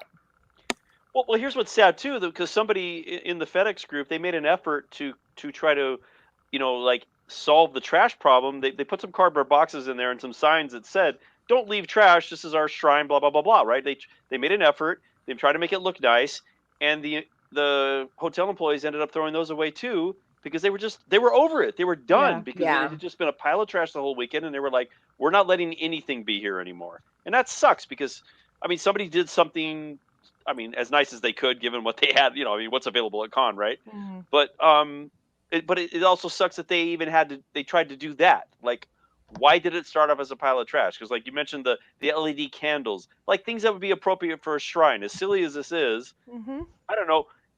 People put effort. Like Volpin put effort into the Marriott carpet thing, and it became a big deal. You guys are just leaving trash. Like, if it's gonna last, if it's gonna mean anything, like the Marriott, like the carpet has, or trashy or whatever, you got to make it. It's got to be. I don't know. I'm gonna say classy because nothing we really do there is classy, right? But you know what I mean. Like, Classy for dragon. yeah, but it shouldn't be. It just shouldn't be garbage. Like even we have a thing called trashy, but at least the trash is in the trash can. Mhm. Yeah, and again, like that's my big issue there is like a pile of trash. And because here's the thing, again, somebody has to clean that up. And of course somebody probably surely had to clean up the the memorial that was eventually created that had like the cowboy or cowboy god the football. I'm just conflating like cowboys and football now. I think it's like I'm like conflating like cowboys and NASCAR and football all into one thing. But like the football player standee and the NASCAR FedEx driver standee, and like there was like the Ever Given ship thing that was around it. Like somebody had to clean that up, but at that point all they had to do was fold up some cardboard, and it's whatever. Like it still probably sucks for the people that have to clean it up, but they left it there for days because it wasn't gross, It was sanitary. Let's start with that. Yeah. Funny.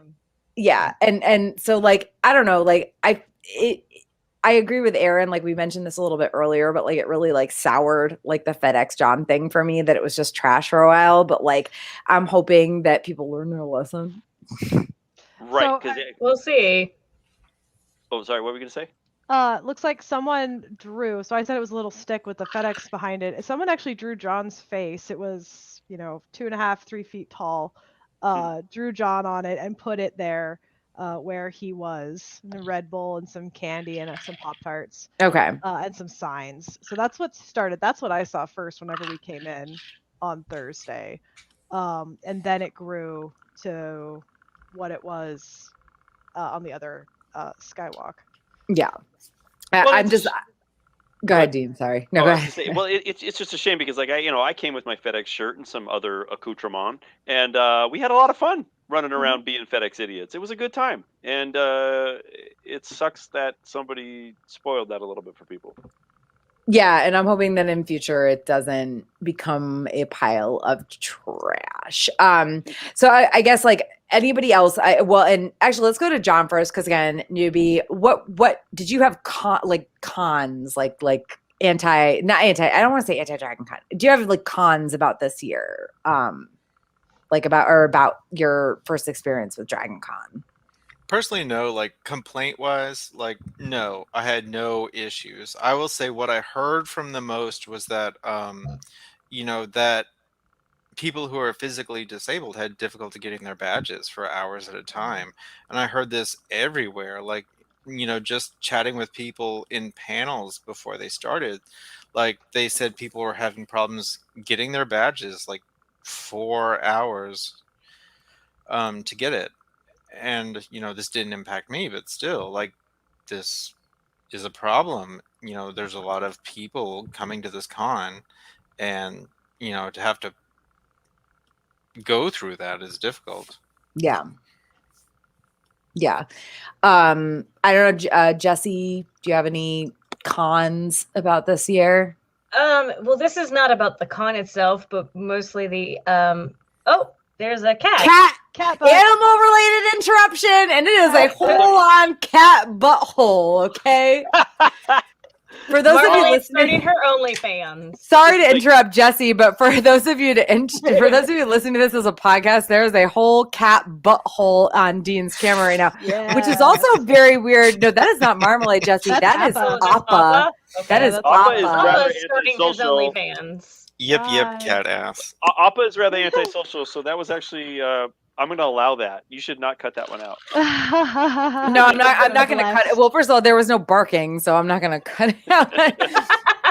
The people He just listening to stuck this his as a butt- podcast can't see Appa's asshole. So, he stuck okay. his So sorry. butt into the Sorry. Go on, Jesse. This Any isn't cons? a con about the con itself or like the running of Yeah, it. of course not. But No, like, same.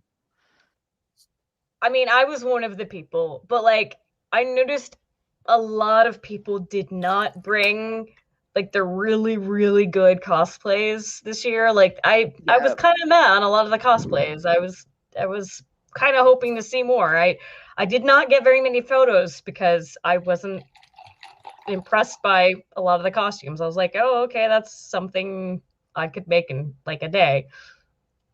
I saw some really great costumes, but yeah, I mean, me personally, There were a I few, didn't but bring like, I didn't bring shit. And honestly, there was one I brought that is actually like a decent, it's not a specific cosplay, but it's like a really nice like outfit. And it actually was themed to this year because it was Edwardian, and I was like gonna wear the mask and be like, oh, it's Edwardian, Spanish flu, you know. But I woke up too late on Sunday and I was like, I just don't feel like putting on a gown right now or doing my hair or makeup.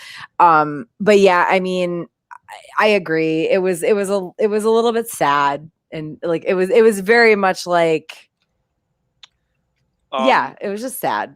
Well, Not in a bad way, not Dragon Con's fault. I mean, it is what it is because we all knew we were Yeah. gonna have to wear masks and that's the thing. And I appreciate the people that put effort into like decorating their masks. yes, to be yeah. appropriate for their outfits, and that was great. That was great. But just for me, like I work in a hospital. I have to wear a mask all day, even outdoors. And like part of coming into con, I was not enthusiastic about going at all because I don't want to wear a mask on vacation. I mean, I understand the need. I'm not poo pooing, any of the restrictions or anything. I'm just saying it. But as far as enthusiasm coming into con, it wasn't huge, and that was one of my reasons. So there was a lot of like I just finished a new video game. Tara and I do Red Dead. I finished this other video game, Days Gone. It's a zombie apocalypse thing, but the guy's got a great outfit, and he was at Dragon Con this year. he was at Dragon Con. Like I could have done the suit, but I was like, I don't want to put all this time and money and effort because I go all out when I do my suits, and I weather them, everything, and I was like, I'm not going to do that and then wear a mask because that killed my enthusiasm for trying to create anything new. And I'm sure a lot of people had that experience where they just were like, I don't want to debut my brand new amazing thing that I've spent to hundreds of like even when you're making your own stuff, you spend a lot of money on it. Like I've actually spent more money making my own cosplays than I have on a lot of the ones that I've like purchased piece by piece. So Okay. Well, that said, though, we did this. One of our friends came up. They wanted to do WandaVision Halloween, and so we had a Wanda, we had a Quicksilver, and I ended up with this crappy Iron Man costume that was like a Party City, like just garbage, But that was within theme, and I had so much fun in that. I also had this one great moment where I walked by this guy in this clearly expensive Doctor Strange costume, and he was just giving me the evil eye, like you slacker. And I was like, I so enjoyed that moment because normally I am the last of the I'm not slack at all on my suit, so like that was really funny for me. But yeah, I was but I really could, had a pleased. mask on, so I was pleased with everything we saw, masks aside. Like, people did costume. Everyone's like, oh, I don't feel like costuming. A lot of us didn't feel like costuming. I had one that I've been tweaking to my Baroness to get it where I want it to be.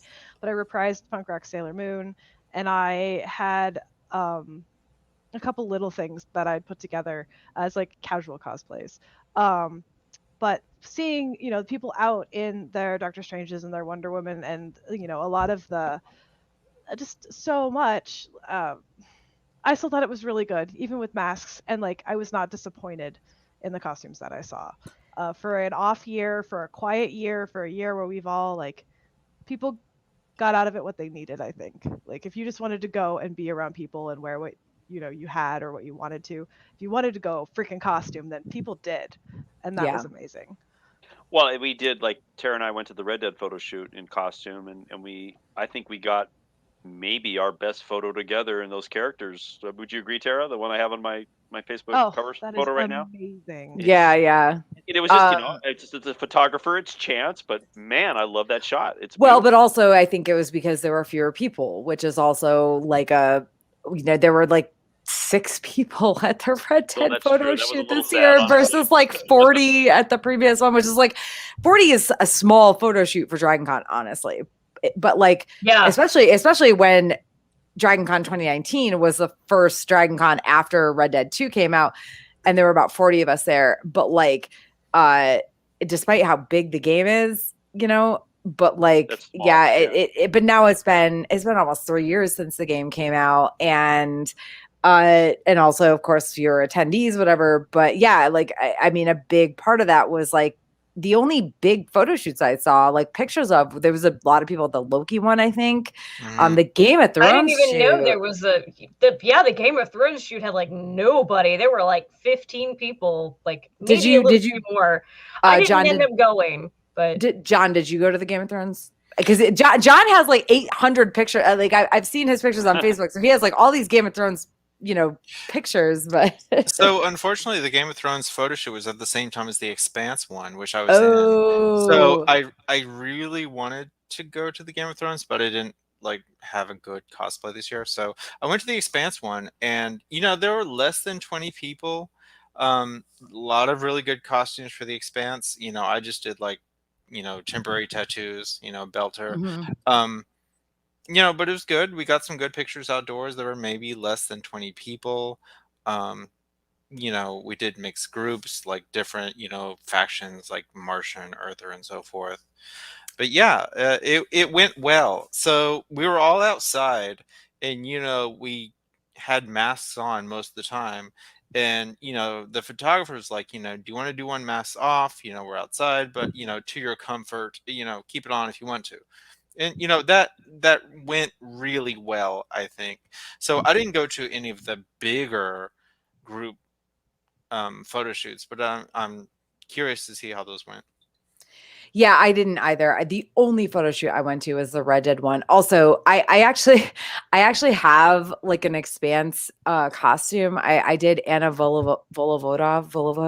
Am I pronouncing it? Mm-hmm. Anna Volovodov. Yeah, I'm like misremembering her name maybe, but like I think it's Anna Volovodov, and I did it in 2019. But like the costume, like it never fit me well. Like a friend helped me with it, but like we had very limited time to like fit it properly because I had never done a full-on like jumpsuit before. So I had a friend, like I bought the fabric and like we like worked together on it a little bit, but she was like super late in like making it, and I'm not blaming this on her, at all. But like it was one of those like weird things where I put it on and I was like, this is like riding up my crotch. it's like not comfortable, and also I'm not sure it looks good because I'm pretty sure I have like a camel toe 90% of the time. So I wore it for like a couple hours on Saturday at Dragon Con 2019, and I've not worn it since, and I'm not really sure it can be fixed because of the way it fits. Like it would I think it would have to just be like jumpsuits are usually made for shorter torsos. Yeah. Well, no, but that's the thing. I actually have a very that's my problem. I have a very short torso and very long legs. So that's why things always ride up my crotch, because like it's like they make it for like a normally like proportioned person. And even my friend who measured me like didn't think to measure me from like shoulders to crotch, which is again not her fault. She was so helpful with this because like I was like, I don't know she wanted me to do an Expanse one. I wanted to do an Expanse one, but I was like, I don't know. But yeah, so like I don't know, maybe someday I'll remake that, but like I think it'll depend on whether or not Anna ever shows up in like future Expanse shows. Like because like I love the show so much, but like I feel like she's the only character I can do because so many characters in that show are not, the female characters are not white, and I'm not going to go that route. So okay, so that said, any more like cons before we get into the pros, because I have some really great pros. So the one con I have, those stupid clear masks that a lot of cosplayers were using. They're ineffective. I don't know why people were using them. I did not like them. What, like shields, or what do you mean? No, they like were they like were for a like lot of face characters, for like people who like really did their makeup to like look like a certain character, they wore the I don't even know what to call it. It's like a plastic cover, but it it's doesn't form a basically like seal just around their like face. that. Yes. They were not. I did not like those. And I did my makeup under my mask. I didn't care because I was like, whatever. If I'm Oh. outside or hanging I out did with I my no have friends, makeup. never like redone my makeup so many fucking times at a convention as I did at this con. I never saw anybody wearing those. I saw people in the dealer hall, like actual vendors, like wearing like the shields and no mask under that, and I was like, how are they getting away with this? Because that's not like after I saw that, I like wrote up this thing for Ice and FireCon next year where it's like, at this moment, we're going to say we're going to require masks in public areas if you're not vaccinated. And P.S., that means no bandanas and no neck gaiters. And I probably should say no face shields now that I'm thinking of it, because like, wow, like I really was like, I'm hoping eventually somebody came around and told these people you need to wear a mask because a face shield literally does nothing. Well, I didn't read any of the rules. Were face shields addressed in the actual rules? I think they were, yeah. Well, they I had think to be like CDC recommend style masks, like 2 or 3 layers of cotton or KN95s and or 95s. literally just something that like Yeah. this like covers. Yeah. Because the face shield just, there might have been like a no face shield. I think there was a no like a you can't just wear a bandana thing. So I feel like face shields were probably mentioned too. But yeah, it was really like it was rare. It was rare. And actually that really goes into like my pros for the con was that generally, honestly, way better than I expected with the mask wearage. Big Like pro. Definitely agree. Yeah. Yes, everywhere masks, even outside in lines. Yeah, people were great. Yeah. Big See, pro. I didn't wait in any outside lines, so that's interesting. That's good to know. So people, even when they were waiting outside, they were wearing masks then. Most people were pretty good in the badge line. Mm-hmm. That's the only outside line I was in, so That's good to know because like I really was like I didn't go there. I picked up my badge elsewhere. You're an and attending professional. It's okay. Drink. It's okay. Just No, drink Jesse said, stuff. "No, Jess, it's okay. I'll drink. I'll drink. You for were it. I'll hinting drink for it. it. You anyway." were and your- hinting it. Fancy line. I wasn't trying to hint it. I was just So trying I- to You not. were like, I mean, this Hitting. is how fancy she is. I went with her to get her badge, and Gil Gerard was getting his badge next to us. Buck Rogers, young ones. Sorry. Yes. I knew. I'm with it. Remember, I'm hip on the old timey things. Yeah. remember, right? I'm a lesser dinosaur. I'm like one of the later dinosaurs. You're one of the earlier dinosaurs. It's fine. Elder I'm Melanie- I'm a middle grade dinosaur. Aaron and I are Wait.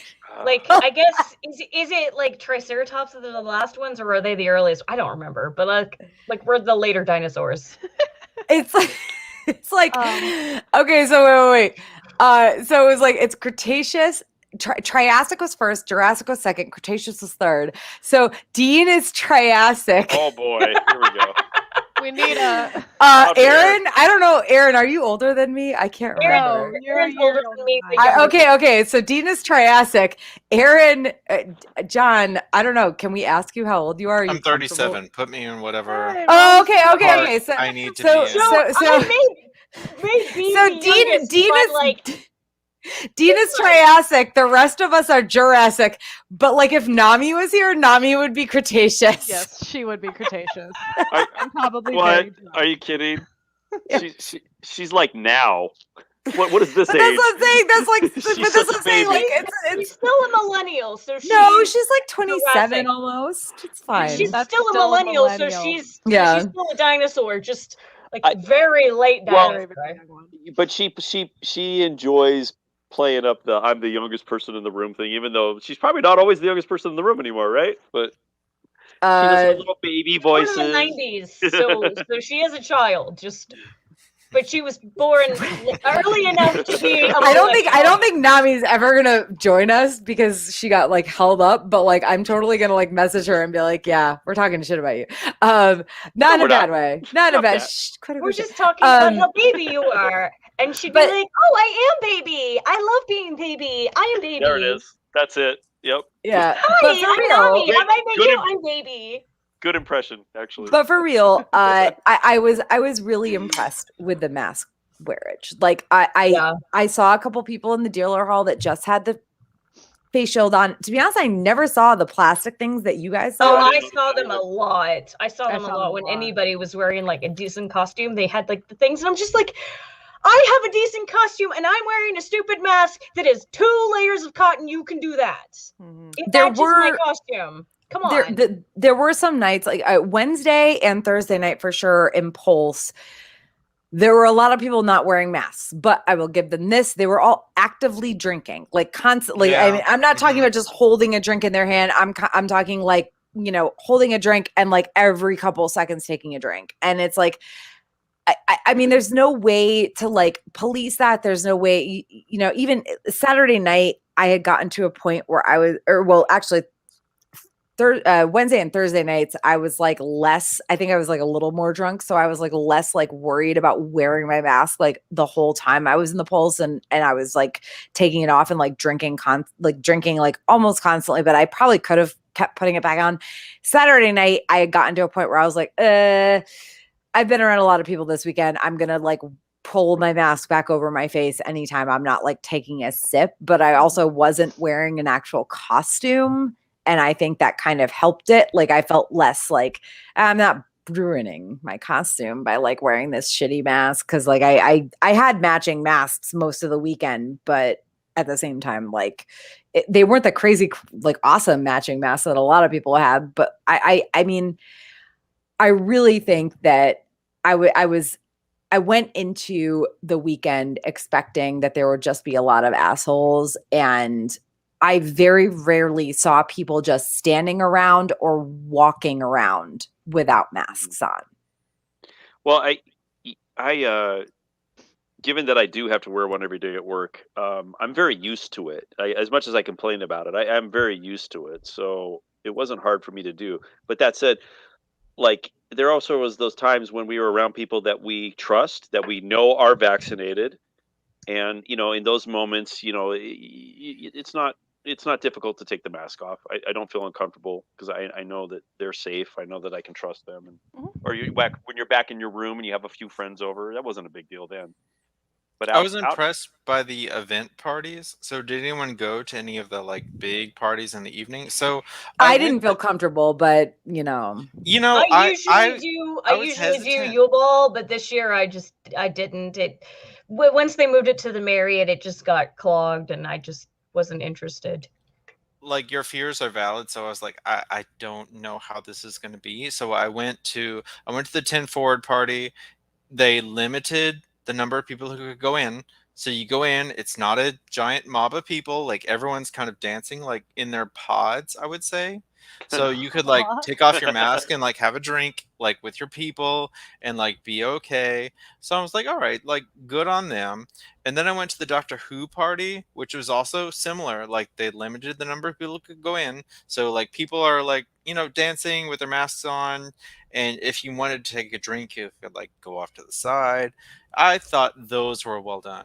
Now you mentioned the Yule Ball, so we went over there, but there was a huge line to get in. I was like, no, I didn't feel comfortable there, so we just noped out of there. But from what I saw, I appreciated like how they handled it and how the con goers did it.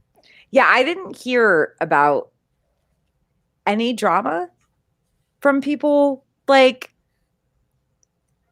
not wearing masks, you know, like I mean, and okay, so I expected to, and I didn't either. Agree. So I was on 4 panels this year, which is so nothing for me, honestly. I was supposed to be on 5, and I was on 4, which is you were supposed to be on 8,000. You were only on 4,000. Yeah, I was supposed to be on 5. I was only on 4, and I like the high fantasy track.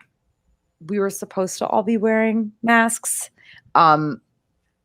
there was one panel where one of the people didn't wear a mask. It was me and two older white men, and one of them didn't wear a mask the whole time, and I was just like, this is the only panel I've been on at this convention that had anybody who was like, I'm not wearing a mask the whole time.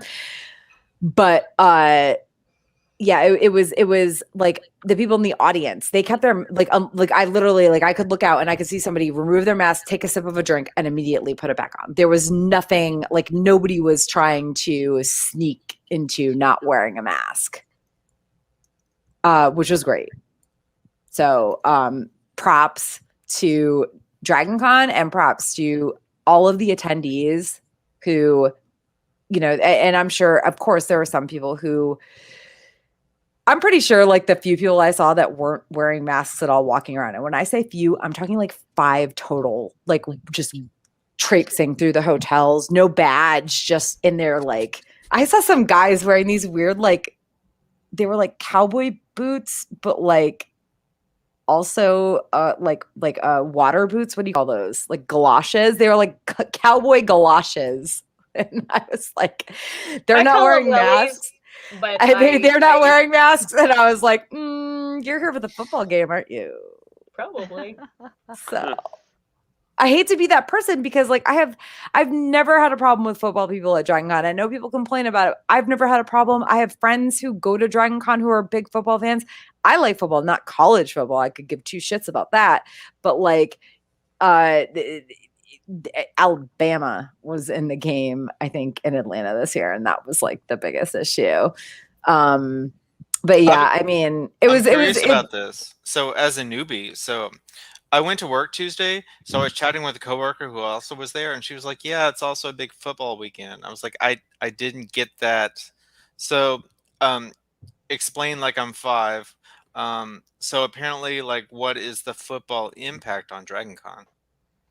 I think it was a little bit bigger of an impact a couple years ago when a lot of the hotels would, like, the football fans would find out the codes and join, but now that they are literally unable to, because like the con hotels sell out so quickly now that they go now over towards the Omni, which is way closer to the stadium, and sometimes they'll come in and walk over from their hotel and be obnoxious. But if it's like one of like Alabama or Georgia, or one of the, if it's like Tennessee, Alabama, Florida, any of those states, like, they're just like, okay, whatever, we're used to going, and just we'll drive home after this. So, you know, some of them do stay and come and party, but most of the time I don't experience too much of it, like the past couple of years. Yeah, it's called I think it's called the Chick-fil-A kickoff. Yeah, it's a Chick-fil-A kickoff game. So in 2019, it was Auburn, and actually well, not at the time, but like this year, our neighbors, Rachel and Josh, who are some of my closest friends, and when I say neighbors, they have the room next to us at the Hyatt. They are from, like, they went to Auburn, and so they're big Auburn fans. And I also, one of my coworkers is from Auburn, and so she lives in Atlanta. So she was like at Dragon Con, but also they were watching the football game. So like I have a lot of friends who go there and watch the football game too. And then I also have, I've had like long ass conversations with football people at the bars, and I honestly think it depends on which teams are playing. I've never had a bad experience directly with the football people. I know other people claim they have. I'm not going to say that those claims are invalid. I think that sometimes people say that, oh, it must be the football people, when it's not necessarily. Oh, no, nerds can be jerks too. Oh, Yeah, absolutely. exactly. And but I think this year it was like, again, like I said, Alabama was one of the teams playing, and their fans do not have the best reputation. And again, I'm not saying anything shitty about all Alabama fans, but there was a good handful of people that I saw traipsing around not wearing masks, and I was like, yeah, these are like the wearing Bama shirts and stuff, and it's like, oh, okay, yeah, yeah. And LSU has been bad before. Like the couple times they've come, they've been not great. My worst con experience wasn't football players. It was either geeks or kids of geeks, and I say kids because they were in their late teens, early 20s. Yeah, They were making fun of people, which was totally uncool. Yeah. But yeah, so I mean, now that we've like bitched about football players a little bit, like I mean, it's a Dragon Con if we don't complain about the football fans at least once. Right. yeah. Even if it's not them. Should we give John a little bit of background about this? Because this is outside. He hasn't had to experience the worst of the football years. Go on. I mean, what was the worst of the football years? I don't want to get into this too much. I started coming to con in 2008 because that's when the Chick-fil-A kickoff started. And that was my 3rd year of con. And so we've been interacting with them for a hot minute. They were getting a room block there while con was going on too. And so there was major interaction between the two groups. And it's like, we were cool, but the football players, they don't understand cons. They don't understand, and please be very clear, I'm not making any excuses for anybody's bad behavior, but they also don't understand sexy costumes and things like that, right? And these are belligerent dicks that are drunk there for a football game, and there's, I think you get what I'm saying. Like, there was some really bad behavior going on, and at some point they finally wised up, and I'm not sure how, but they separated us out. The football players aren't mixed in with us as much anymore. I don't think they have a room block at the main hotels anymore. The Dragon Con, like, I don't want to say owns, but like when it comes to convention, like Dragon Con has all of those rooms at the main hotels. That's not to say that people who are there for the football game can't get into it, because listen, you don't have to have a pass to get a room when you're booking. But I have a friend that paid full price for the weekend because he decided to come to the con very late, so he didn't have a block room at all. Yeah, but he still only paid like $300 for like a 44th level Marriott room. It wasn't outrageous. Yeah, it surprised me. Well, but that was this year, though. That was this year. I think it's different in other years. But anyway, okay. So moving on. Other than good mask wearage, I think we all have I mean, John, like you said earlier, it was a big convention, but I didn't feel overwhelmed. Holy crap! Like, this is the first year since like maybe 2014 that I felt comfortable out and about, like where I wasn't just constantly pressed in and crowded and feeling like I needed to like leave and go back to my room and hide for like a couple hours because there were too many people. I don't know exactly how many people attended in 2019. I don't think Dragon Con will ever actually admit it, but I would not be shocked if it was like 90,000 or more. And I think this year it was 40,000 or less, maybe a little bit less. And I'm 42 on the I don't know, page, but like that. And okay, so it was 42. There may have been some people that didn't pick up their badges. That's what I'm thinking. Like, I think that they were saying they probably sold 40 to 45,000 passes, but so many of those people who had passes for this year who had rolled over from last year didn't attend. It was amazing. Yep.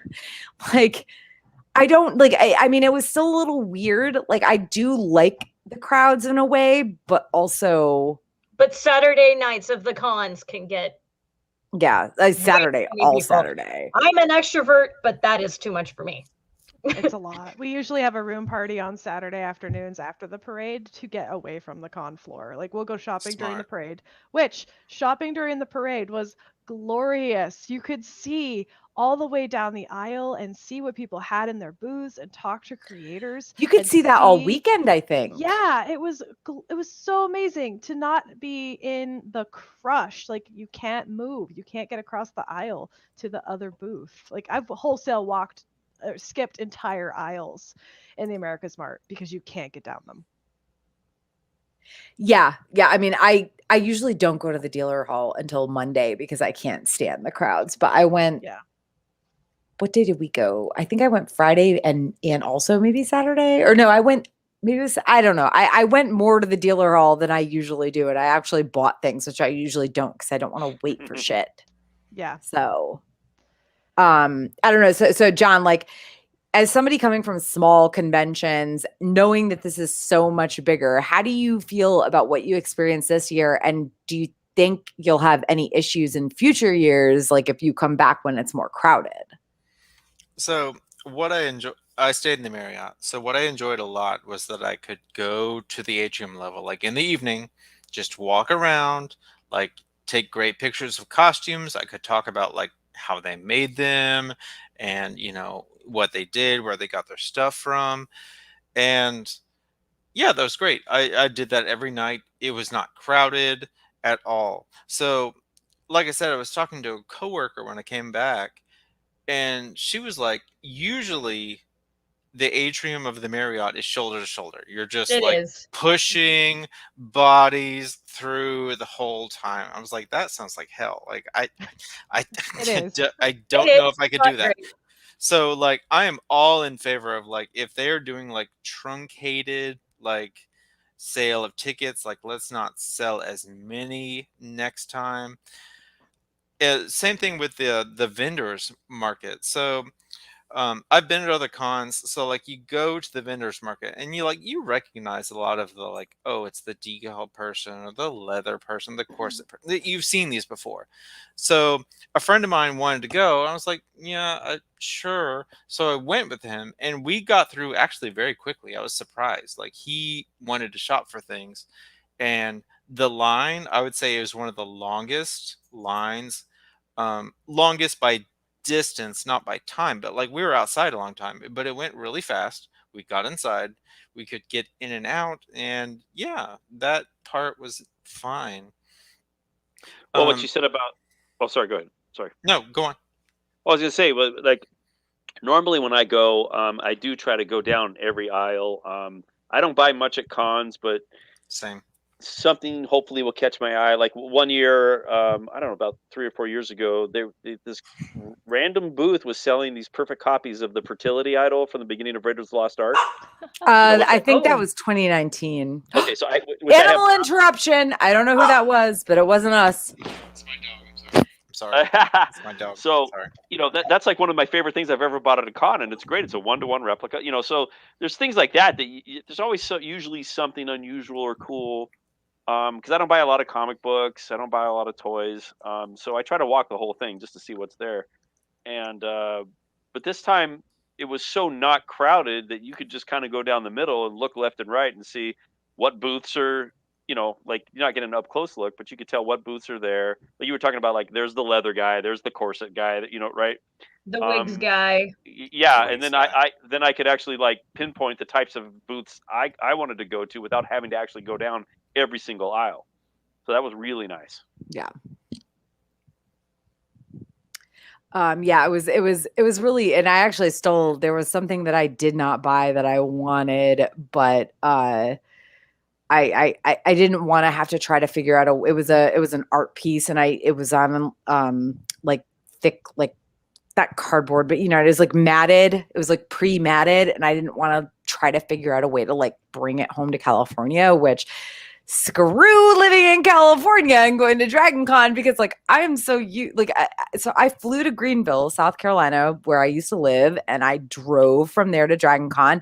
So I was able to like go shopping for like snacks and drinks and bring cosplay stuff that I had left in Greenville, and I was able to come home to Greenville and like drop a bunch of stuff off. But like there's things that I would have bought, but then I'm like, I eventually have to figure out a way to get this back to California. I'm like, no, thank you. So people who fly, I feel for you, because wow, this is hard. No, I took a lot of business cards. So they're like, I was like, I can't buy this now. They're like, take a card. If you want to buy it online, we can ship it to you. I was like, all right, fine. That's fair, because a lot of people are in the same situation. Okay, so other than like there being less crowds, there also, like, I loved all of the extra drink and like mead. It was mead and beer stations in the Marriott. There might have been like, there's always like the you can buy the fish bowl or whatever, the rum buckets in the Hyatt bucket, and the cruising. Yeah. Yeah, well, I can't drink that stuff, but like, and there's always like extra little like kiosks in the Hilton, but the Marriott had a crap ton of like they had that fire Firestone or Fire. They had like the local beer. I think it was Mhm. local, or if it They had wasn't, it local beer, was Scofflaw. They had okay. uh, Scofflaw, yeah, and they they had a had, meadery.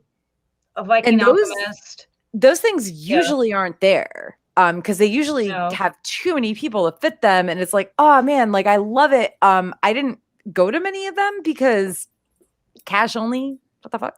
Like, I'm sorry. Like, in a way, I get it, but also cash only. Come on, I don't carry cash. I don't want to carry cash, especially right now. I don't want to touch cash and give people Right. cash and touch things. So, What was that Jack Daniels table? The two statues were there. I never saw anybody manning it or selling the drinks. So did anybody? No, I didn't see no, it anything. was like they $9 put out. somethings. Yeah.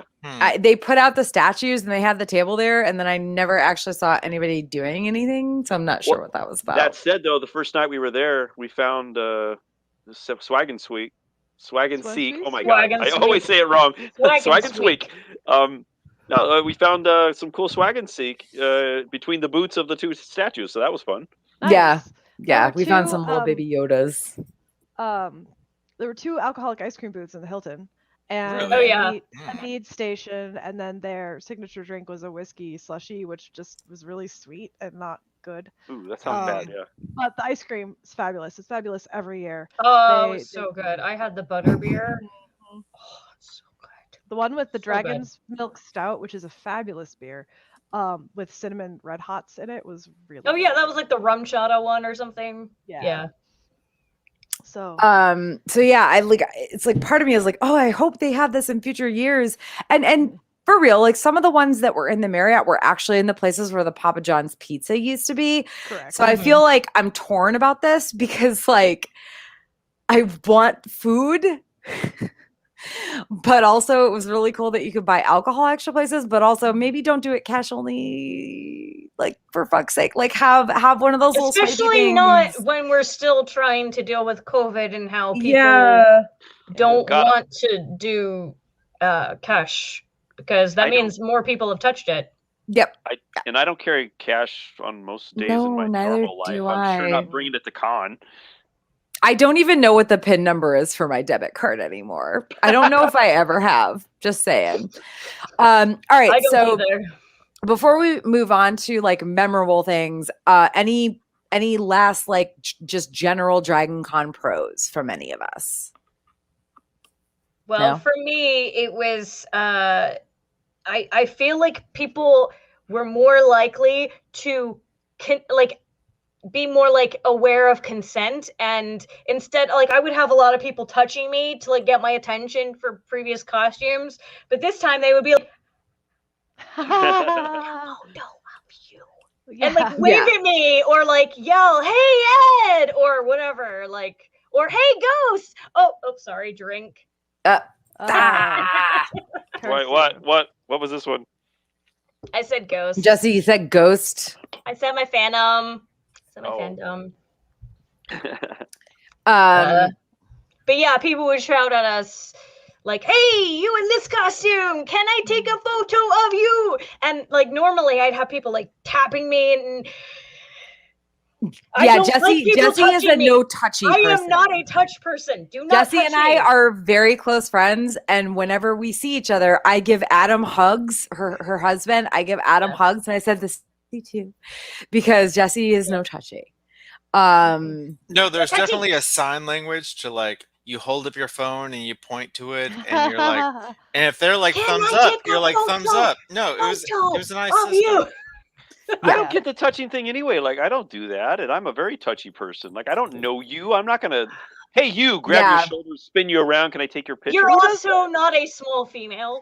Yes, looks like she's been you're younger also than not she a is. female. Yeah, not a female in general. Like, I mean, and I'm not saying it's like only women that experience this, but like as a femme You're not a presenting Spartan. person, You are not a Spartan. as a femme presenting person, like it absolutely has happened to me so many times where somebody is like, hey, and like also, oh my God, like male photographers like positioning me, and I'm like, tell me what to do. Do not touch me.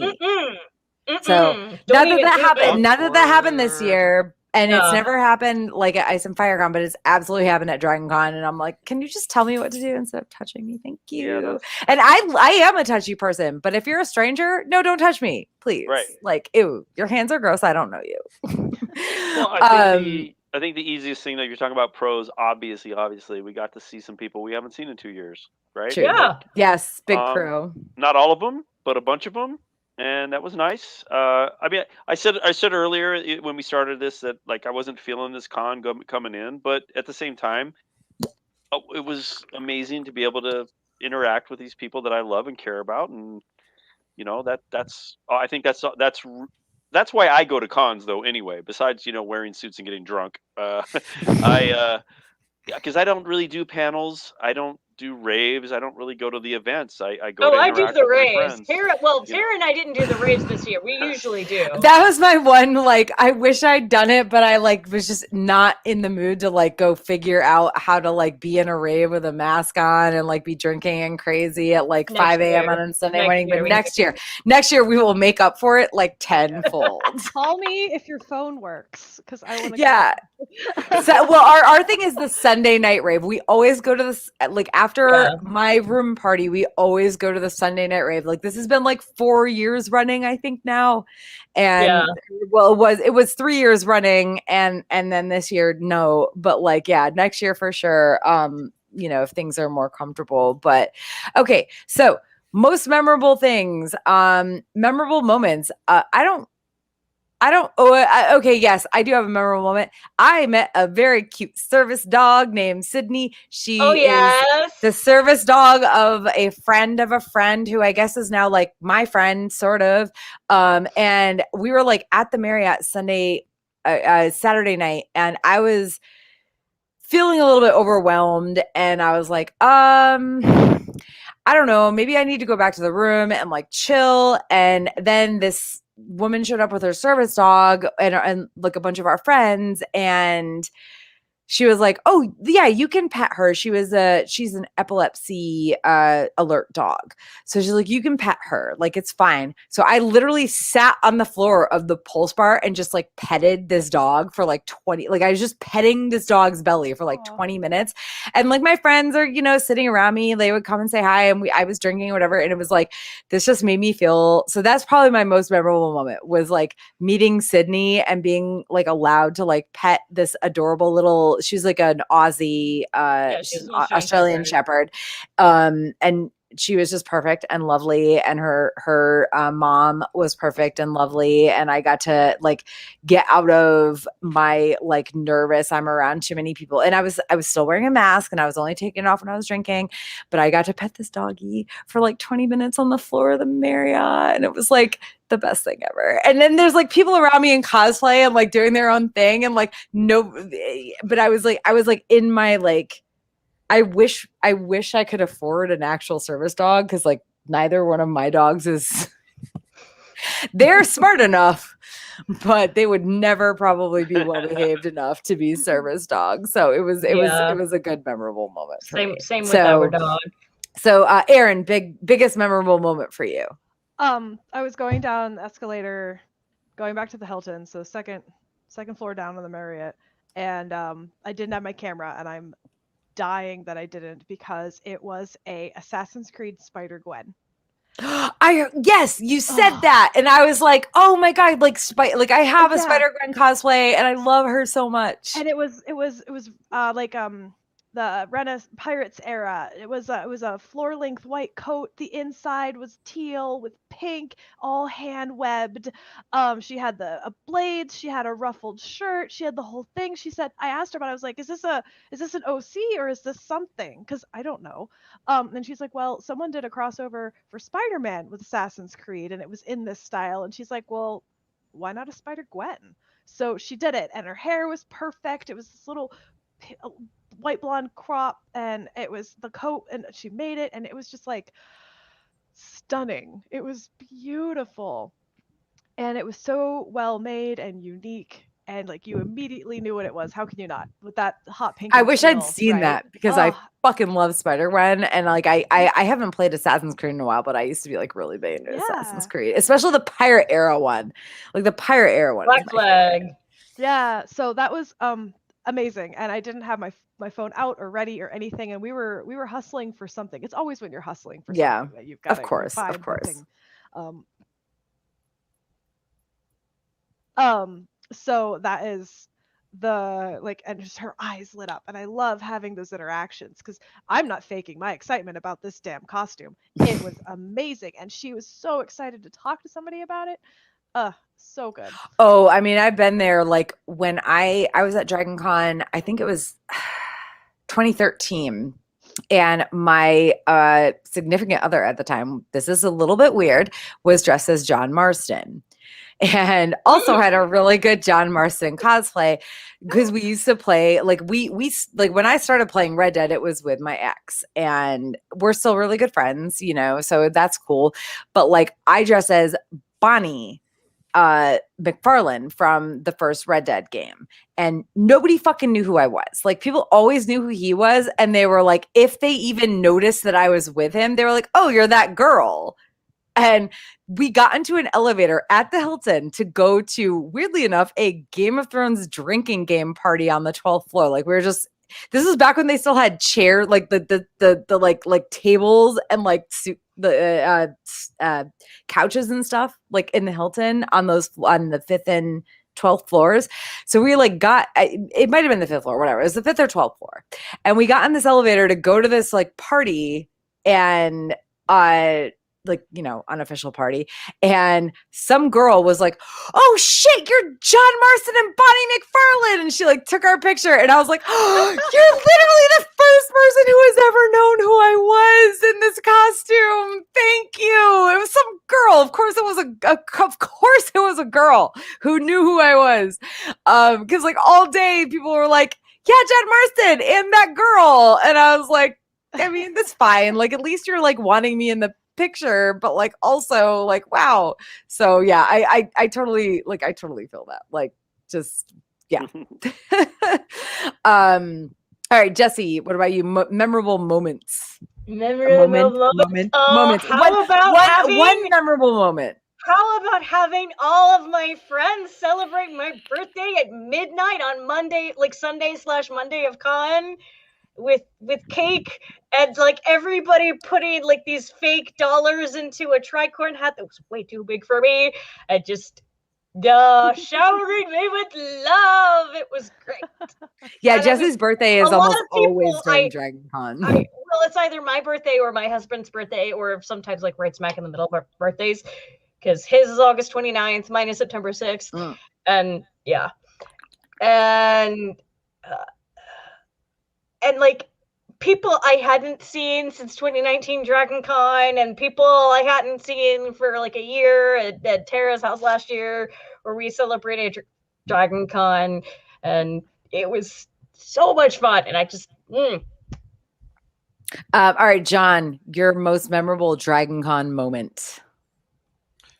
I met a porn star at Dragon Con this year. Hey, whatever works, right? What was his or her name? So I was like, you know, it was Friday night. I'm just walking around the Marriott, like great costumes. I'm taking pictures. Things are great. And this guy's dressed as like an anime character. I'm not an anime person, but I recognized his tattoos. And I go up, I was like, are you Aspen? He's like, yes. He's kind of drunk.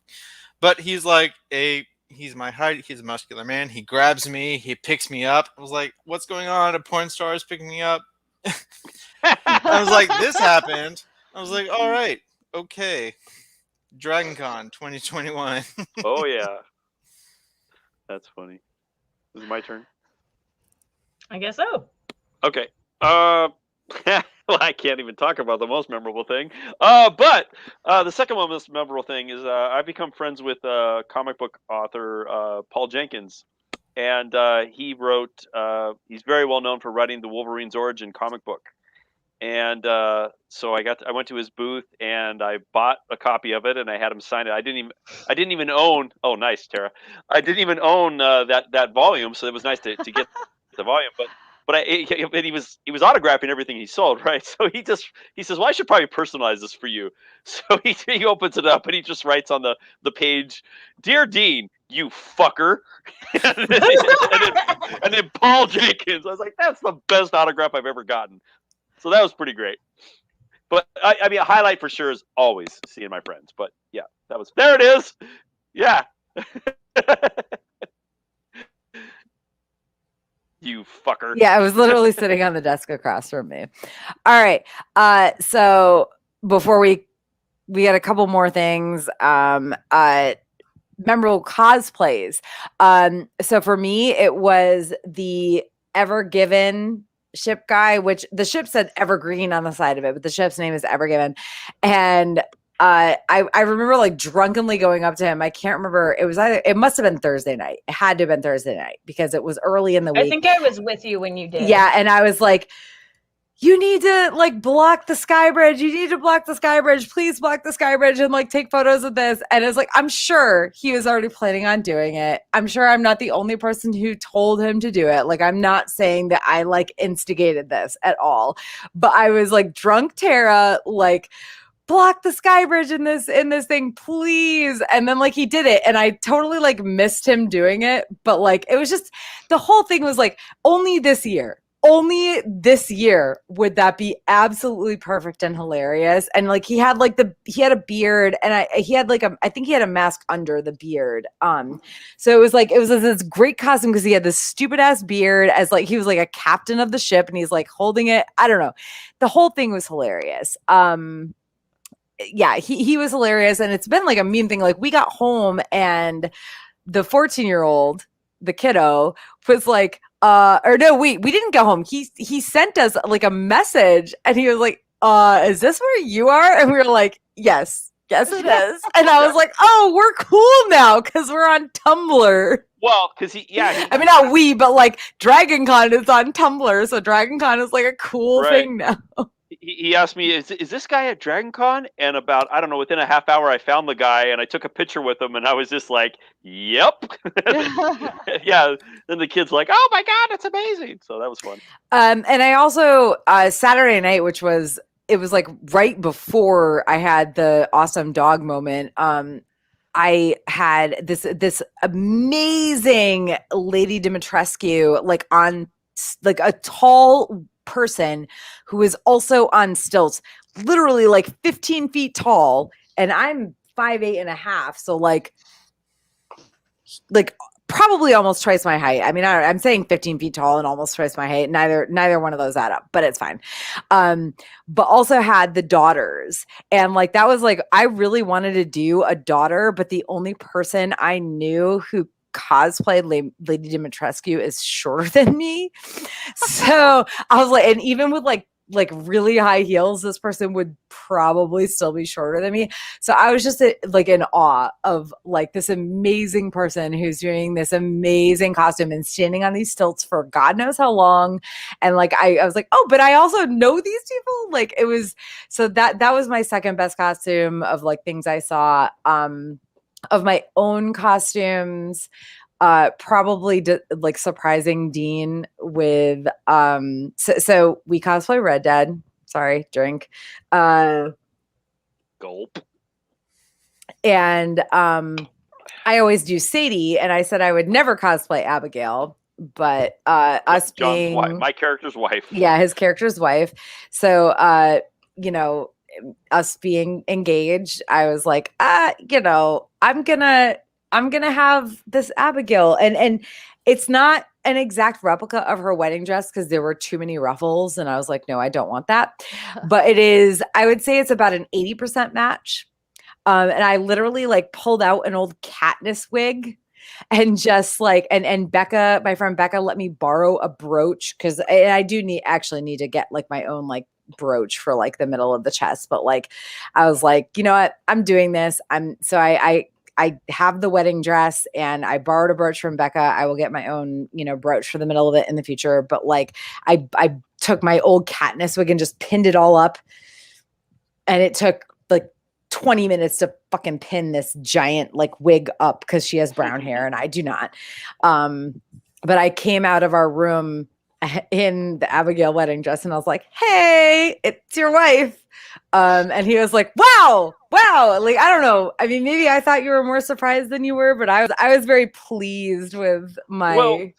Well, here's the thing, because she has sworn up and down that she would never do this character because the Because she's character is horrible. she's not well liked in the fandom at all. Like, so and she's not a villain. She's not like she's not like I don't know, Darth Vader, where he's a bad guy, but he's cool, right? No, she's not cool. She's terrible. Nobody wants to be her, and yet I'm the guy, and anyway, it was sweet. It was very sweet, and I appreciated it. So I was very excited to surprise Dean with that. So Aaron, what about you? Your most memorable cosplays? Well, so the most memorable cosplay is wrapped up in the most memorable moment for me, which is that Spider-Gwen. I also saw the Evergreen Evergiven guy and cracked the hell up because it was so on the money for Only at Dragon Con too. Only a dragon, and the stupid shit you see, and it was timely and it was funny. And how much fun was he having, right? Like, he was having a great time. Yeah, it was great. So many photos. Of my own thing, we did a Plague Doctor group. Of course, I have fun as Punk Rock Sailor Moon. I'm retiring that because I'm tired of wearing an updo wig. It hurts.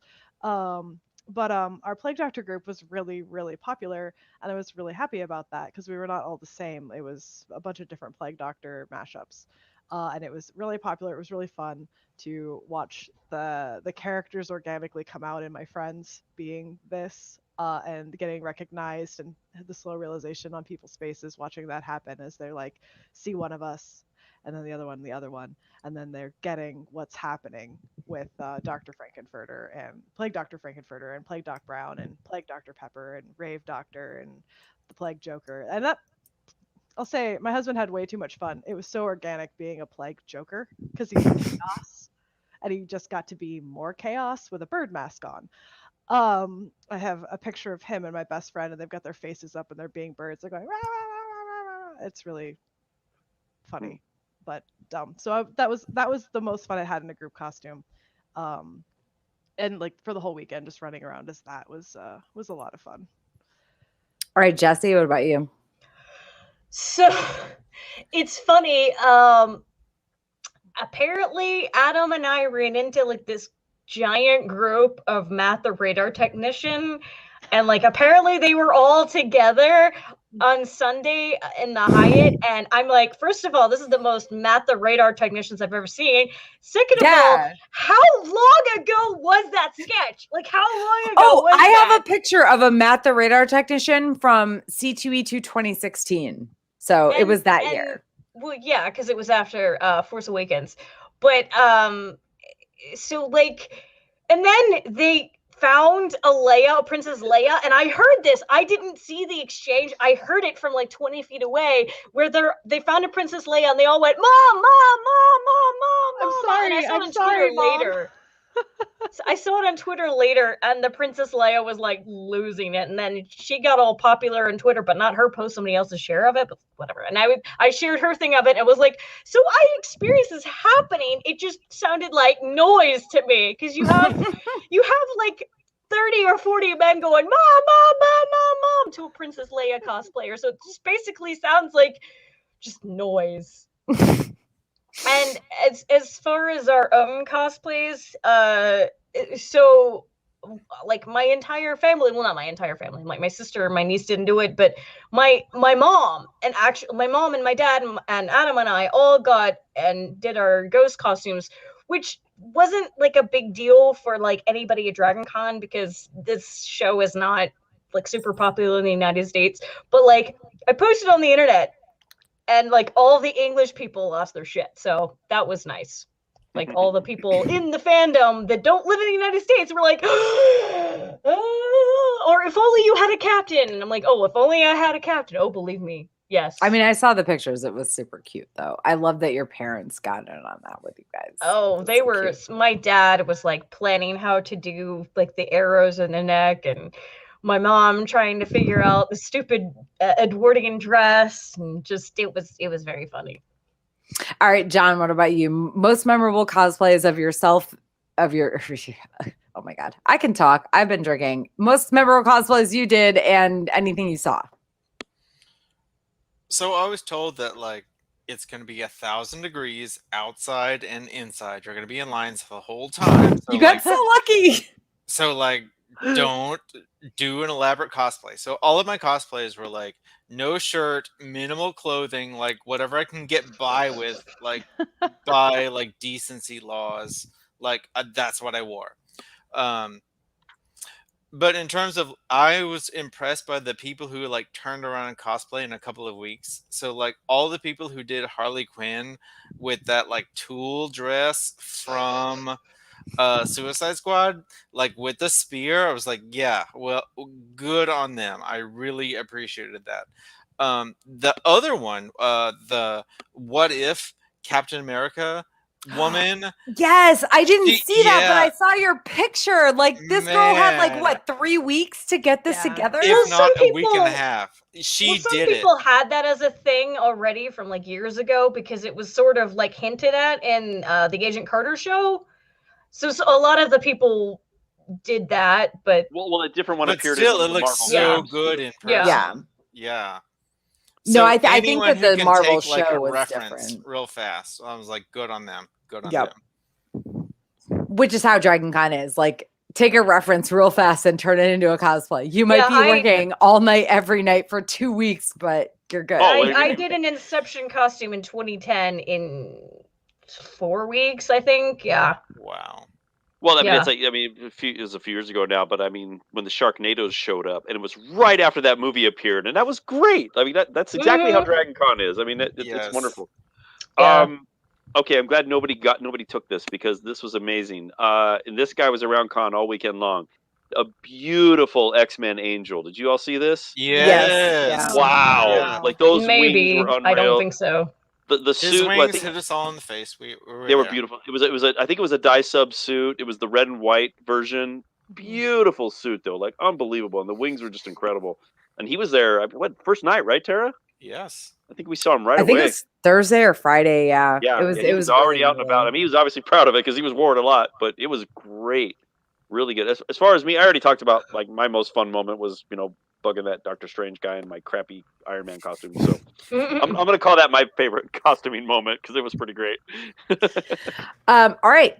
So real quick before we close up, Dragon Con 2022 planning. Really? Woo. Oh, I'm sorry, Aaron. Did you have something else you wanted to bring up? Oh no, just if we're good. Okay. No, we're good. So Dragon Con 2022 planning, really. So tickets, real quick. They're currently on sale for $85. And this is something I saw on Facebook and on the Dragon Con subreddit. There was a screw up with Grotix during Dragon Con where they only had Grotix only had the $95 option available. So if you bought your ticket at Dragon Con and you paid $95, keep an eye out on your email because they're going to give you a $10 refund. If you don't hear anything, I mean, it's September 11th. If you don't hear anything within the next 7 to 10 days, you might want to contact them directly if you really want that $10 back. But they should be contacting anybody who overpaid. So that's really cool that they're going out of their way. And the funny thing is, I saw this post on the subreddit and everybody in there is like, yeah, I either don't want the refund or yeah, I got the refund and I'm gonna just put it toward a Dragon Con TV subscription for the year or whatever. So I love that everybody's using this extra $10 to just support Dragon Con because it was a mistake. It was just nonsense. Hotels. Okay. Oh, God. So Hyatt, if you're grandfathered in, you should have received an email in August about next year's stay. I did for sure. They charge the first deposit. They charge the deposit on October 1st. The rest of the money is going to be taken June of next year. However, because of the number of people who canceled this year, you're probably going to have a better chance than usual of snagging a room. Let's hope. Let's Slash hope. possibly a legacy room. So keep an eye out. And here's my take on that.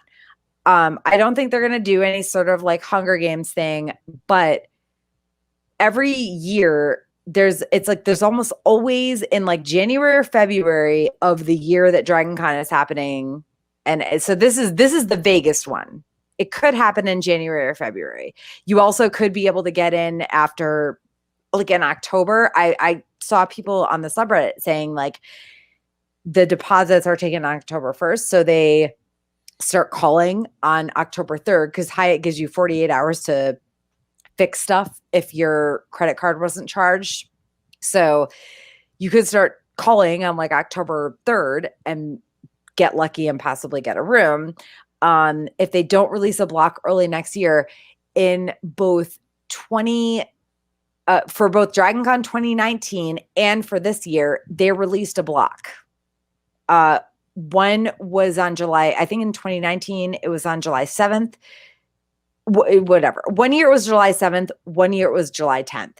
So like just stock, like you have to have like all notifications turned on, like everything, even if you're not doing it all year long, but like there will be a block of legacy rooms released, I believe. Like there has been in the past couple, like the past 2020 aside, let's pretend 2020 didn't exist. So Sheridan, I thought that Sheridan did away with their legacy rooms, but I guess maybe not, because I saw today that they're apparently already sold out. So Sheridan is persona non grata, but like who cares, because it's a Sheridan and nobody should go there because it's dark and dangerous.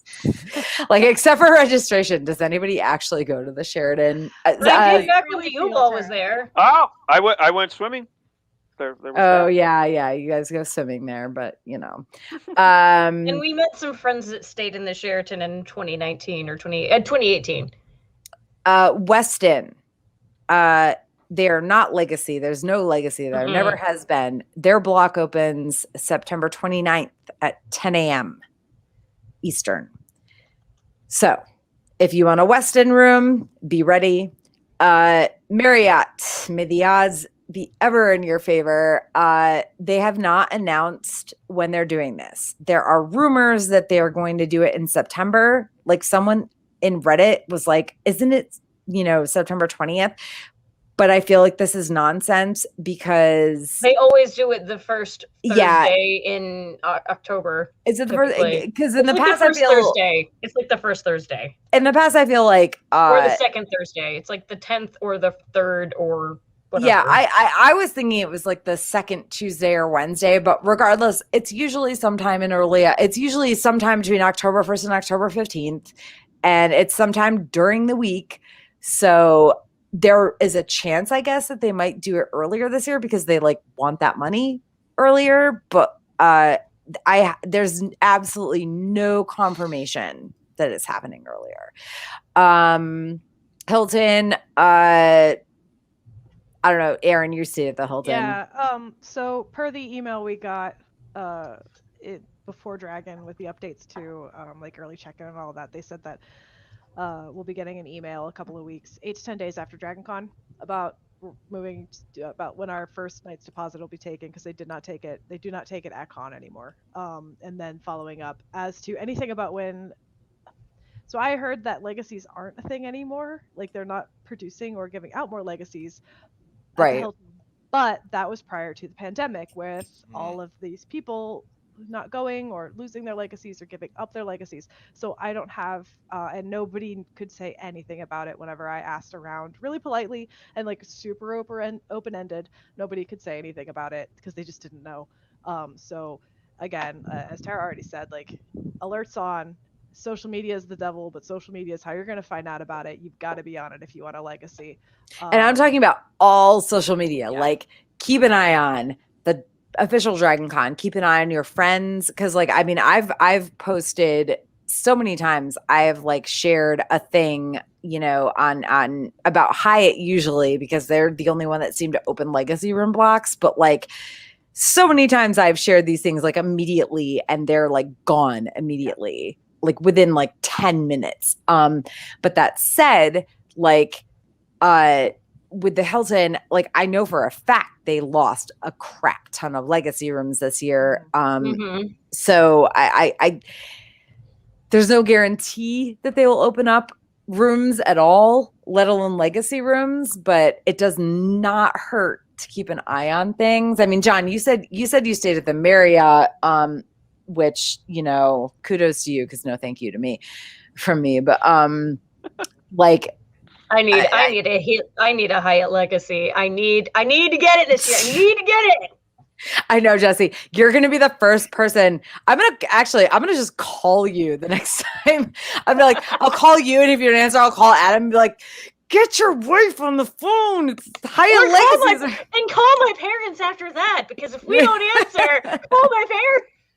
So you just have a handshake and the credit card number on file. And be Yeah. like, Just like, Jesse, give me your credit card number. I'll book a room for you. I've actually done that for people before. So, you know, but yeah, I mean, John, like as a first year, you know, Dragon Con person, like you said you had a Marriott room. Do you think you would go in future years and want a legacy room? So I will say staying at the Marriott was like a roller coaster. Like I don't do heights. So like Yeah, me too. I cling to the walls. Like the atrium is huge. What floor were you on? 37. Oh my God. Oh, wow, I would hate my life. I cannot. Like so like the elevator's fine. Like I hold on to the bar. Elevator's fine. So I go upstairs, I just hug the wall. Like I hug the wall, I get into the room. I'm fine when I'm in the room. Like that's okay. But you know, yeah, it doesn't seem that high when you're looking out on the cityscape. I had to close all the curtains in the room. I couldn't. I was the fifth wheel. I was the fifth wheel in my room, so I was on the air mattress in the corner. I had to close it off. I couldn't do. It's too high. Yeah, I'm with you. I'm thankful for my friends who could like get a room. Like I appreciate the location of the Marriott, but yeah, it's fine. Well, yeah, I don't for have sure. a problem with the The Marriott. things It's we just do for con. This year. Oh yeah, I could just see Jamie Lannister. The things we do for con. He'd push me out the Marriott. Oh my God, no. Oh my gosh, yeah. Like I this year at the Marriott, my experience was just not great. Like the staff was weird because what floor? What floor were you on, Jesse? Did you have to wait for elevators? No, we were 33, and we almost never had an elevator wait. Almost never. So Dean and I had to go down once. Dean and I had to wait. Not the wait. The wait wasn't the issue. Dean and I were going up to the 44th floor one time. So we hit the we were in the okay, so you know how there's like the two large banks of elevators, and then there's like the small bank where it's like the two that face the atrium that go up and you can see everything. And then there's the one that's on the inside, right? So we press the button and the one that's on the inside opens first, which is like great for me because I'm with you, John. I can't. The non-terror elevator, yeah. Yes, yeah. I didn't like that elevator. Except here's the thing. This is like Sunday afternoon. We step into the elevator, right? And it's us, it's me, Dean, and one other dude, like one other guy. We step into the elevator, the door's shut. And so the front, you know, there's double doors, right? The front door is shut fine. The right hand of the double door is shut fine on the inside. The left hand drops off its track and just is like, "Pa! We're going down into nowhere." And I'm standing in this elevator with Dean and some guy I don't know. And I'm like, I can't be, I'm also, not only do I not like heights, I am very claustrophobic. So I'm standing in this elevator and I'm like, press the button, get us out of here, get us out of here, get us out of here. And this poor dude who doesn't even notice is like, he presses the button, the door is open, and this whole ass door is off its track. It's like, it's hanging. So like, here's the top of the elevator. It's hanging like this, and the door is open, and it's like, and and it just like disappears.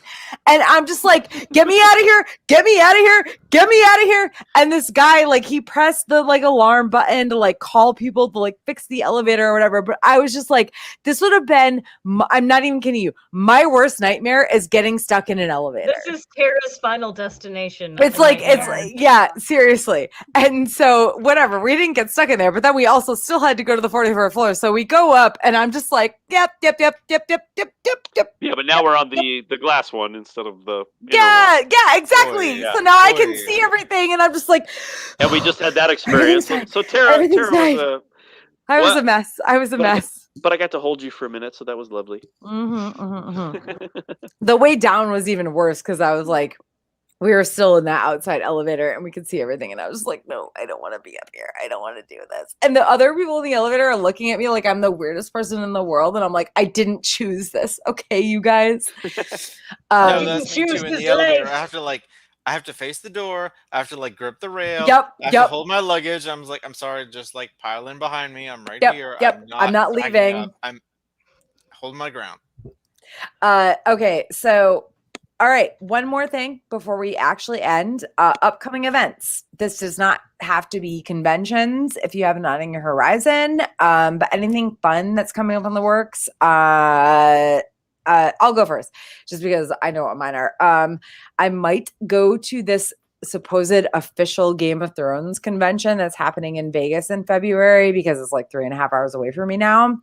But the biggest thing is Gang Goes to Ice and Fire Con. That's April 2022. So if you're a Game of Thrones or a Song of Ice and Fire fan, I suggest checking us out because we modeled our convention after Dragon Con. So it is like, it was literally a bunch of Dragon Con friends who are also Game of Thrones friends who started this convention. So it is like us just drinking in a hotel all weekend, and there's panels, but there's also a whole bunch of other fun events, like crazy fun events that like you wouldn't see at like a convention center convention or whatever.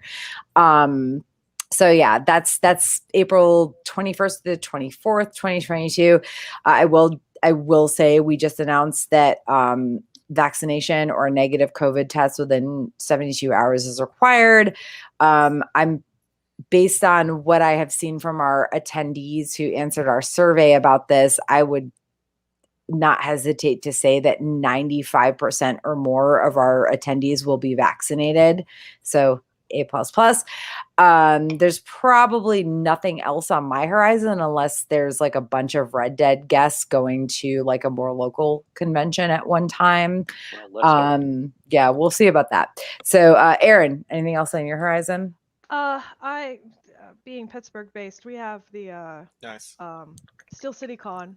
It's like 4 times a year. It's a little one, but you'd be surprised who shows up. A lot of four Wait, times yeah, a what? year? Yeah, Steel City Con is like 4 times a year. Wow. 4 times a year. Yeah. Weird. Okay. Scouser comes down from Buffalo with his boys all the time, and we meet up. It's great. It's a smaller convention. It's a weekend. It's a lot of vendors. So it started as like a retro toy fair and then morphed as cons became popular. And Pittsburgh doesn't have a convention, really. We had Wizard World for like a minute, and it left. And Replay FX, which was a video gaming pinball convention, closed for good last year. So that happens a bunch, and we pop in. But the big things I have next is PAX Unplugged in Philly in December, and PAX East in March in Boston. Maybe this little thing called Ice and Fire Con in April Nice. Ooh. in Ohio. You should go. It's not far. I promise you it'll be so fun. We'll talk about it. I got you to know people, you know. Yeah. I got to pet a wolf at the last one. Oh, that's Just saying. That will happen next one too, although I do have to contact them. Wow. Oh. Jesse, what about you? Anything coming up? If I finally go to Ice and Fire Con, if it finally happens, I will probably go, because the other previous years, like I have a thing where my friend did Thrones Miss and Thronesgiving, and it would always be like I'd have to plan for that when Game of Thrones came back, but like I think whenever Game of Thrones came back, it was the same time or about the same time as Ice and Fire Con, and I couldn't swing it. And Yeah. Yeah. Well. But I want to lame. come this year because now we don't have to worry about that stupid show at all. Mhm. All right, John. What about you? Anything coming up soon? So mid-October, a lot of Game of Thrones fans from the AfterCon group are renting out Ancient Lore Village. So you've never heard of this because in my town, an eccentric millionaire built a Hobbit-esque retreat, but it has to be like copyright separate from Lord of the Rings. So it's a weird Hobbit village. Anyway, so the After Con of Thrones people are like meeting up there, so you can rent it out, and that's going to be interesting. That's coming up mid-October. I'm also curious about this Vegas February. Mm-hmm. Yeah, so it seems agreeable. I think I'll check it out. And of course, I always go to Ice and Fire Con. Great people who run it. Looking forward to it. See you guys next year. Great people who are running it. Thank you. Thank you. All right, Dean. What about you? Well, obviously, Ice and Fire. The February one sounds interesting. I haven't done Littlefinger for a while, and that sounds like a good place to do it. Yeah, Tara's favorite costume of mine, by the way. Blech. I mean, Um, you do look a fair bit like him when you don't have like the full beard. Right. Oh but- no, he does. He does, but I hate it because Littlefinger is gross. Littlefinger would Because be a good dog, variant. shake, little Variant Littlefinger, like Yeah. Oh my. right. Oh, biggest Oh. finger, middle finger, Oh little no! finger. Oh my God! Yes, that would be perfect. Where's the Chaos is burdened with glorious purpose. Ooh. Chaos is burdened with a glorious that. ladder. Beyond Mm. that, I don't know. There's not really anything happening. I don't think beyond that. Yeah. I don't know if Comic Con's possibility eventually, but That's Certainly that's so far away. certainly Dragon Con eventually. But you know, All right. Okay. Well, on that note, thank you again for joining us for Drinkin Con 2021, The Hangover. all right, ready? You can. All right. No. Yeah. One last sip, y'all. One last sip. Cheers. Cheers. Cheers. Cheers. I'm finishing it. Again, you can find me across the web at A Geek Saga. Definitely check out our other hosts here. And also, if you're looking for intermediary things and you read some books, you can find me at Sagas and Sass. We're a literary webcast that covers one genre series at a time. And it's a really fun. We'll be covering the Daevabad trilogy starting in a couple weeks. I think it's like Wednesday, September 22nd. Other than that, thank you guys so much for joining us for this webcast. Aaron, Jesse, John, first time Dragon Con goer. I love how this thing says Dragon Con John. First time Dragon Con goer. And Dragon Dean, John. Dragon John. Yeah. All right. Thank you guys so much. Have a wonderful night. And if you're listening to this as a podcast, thank you. I will have edited a bunch of random stuff out and hopefully it will still all make sense. Have a lovely night. Bye. Bye. Bye.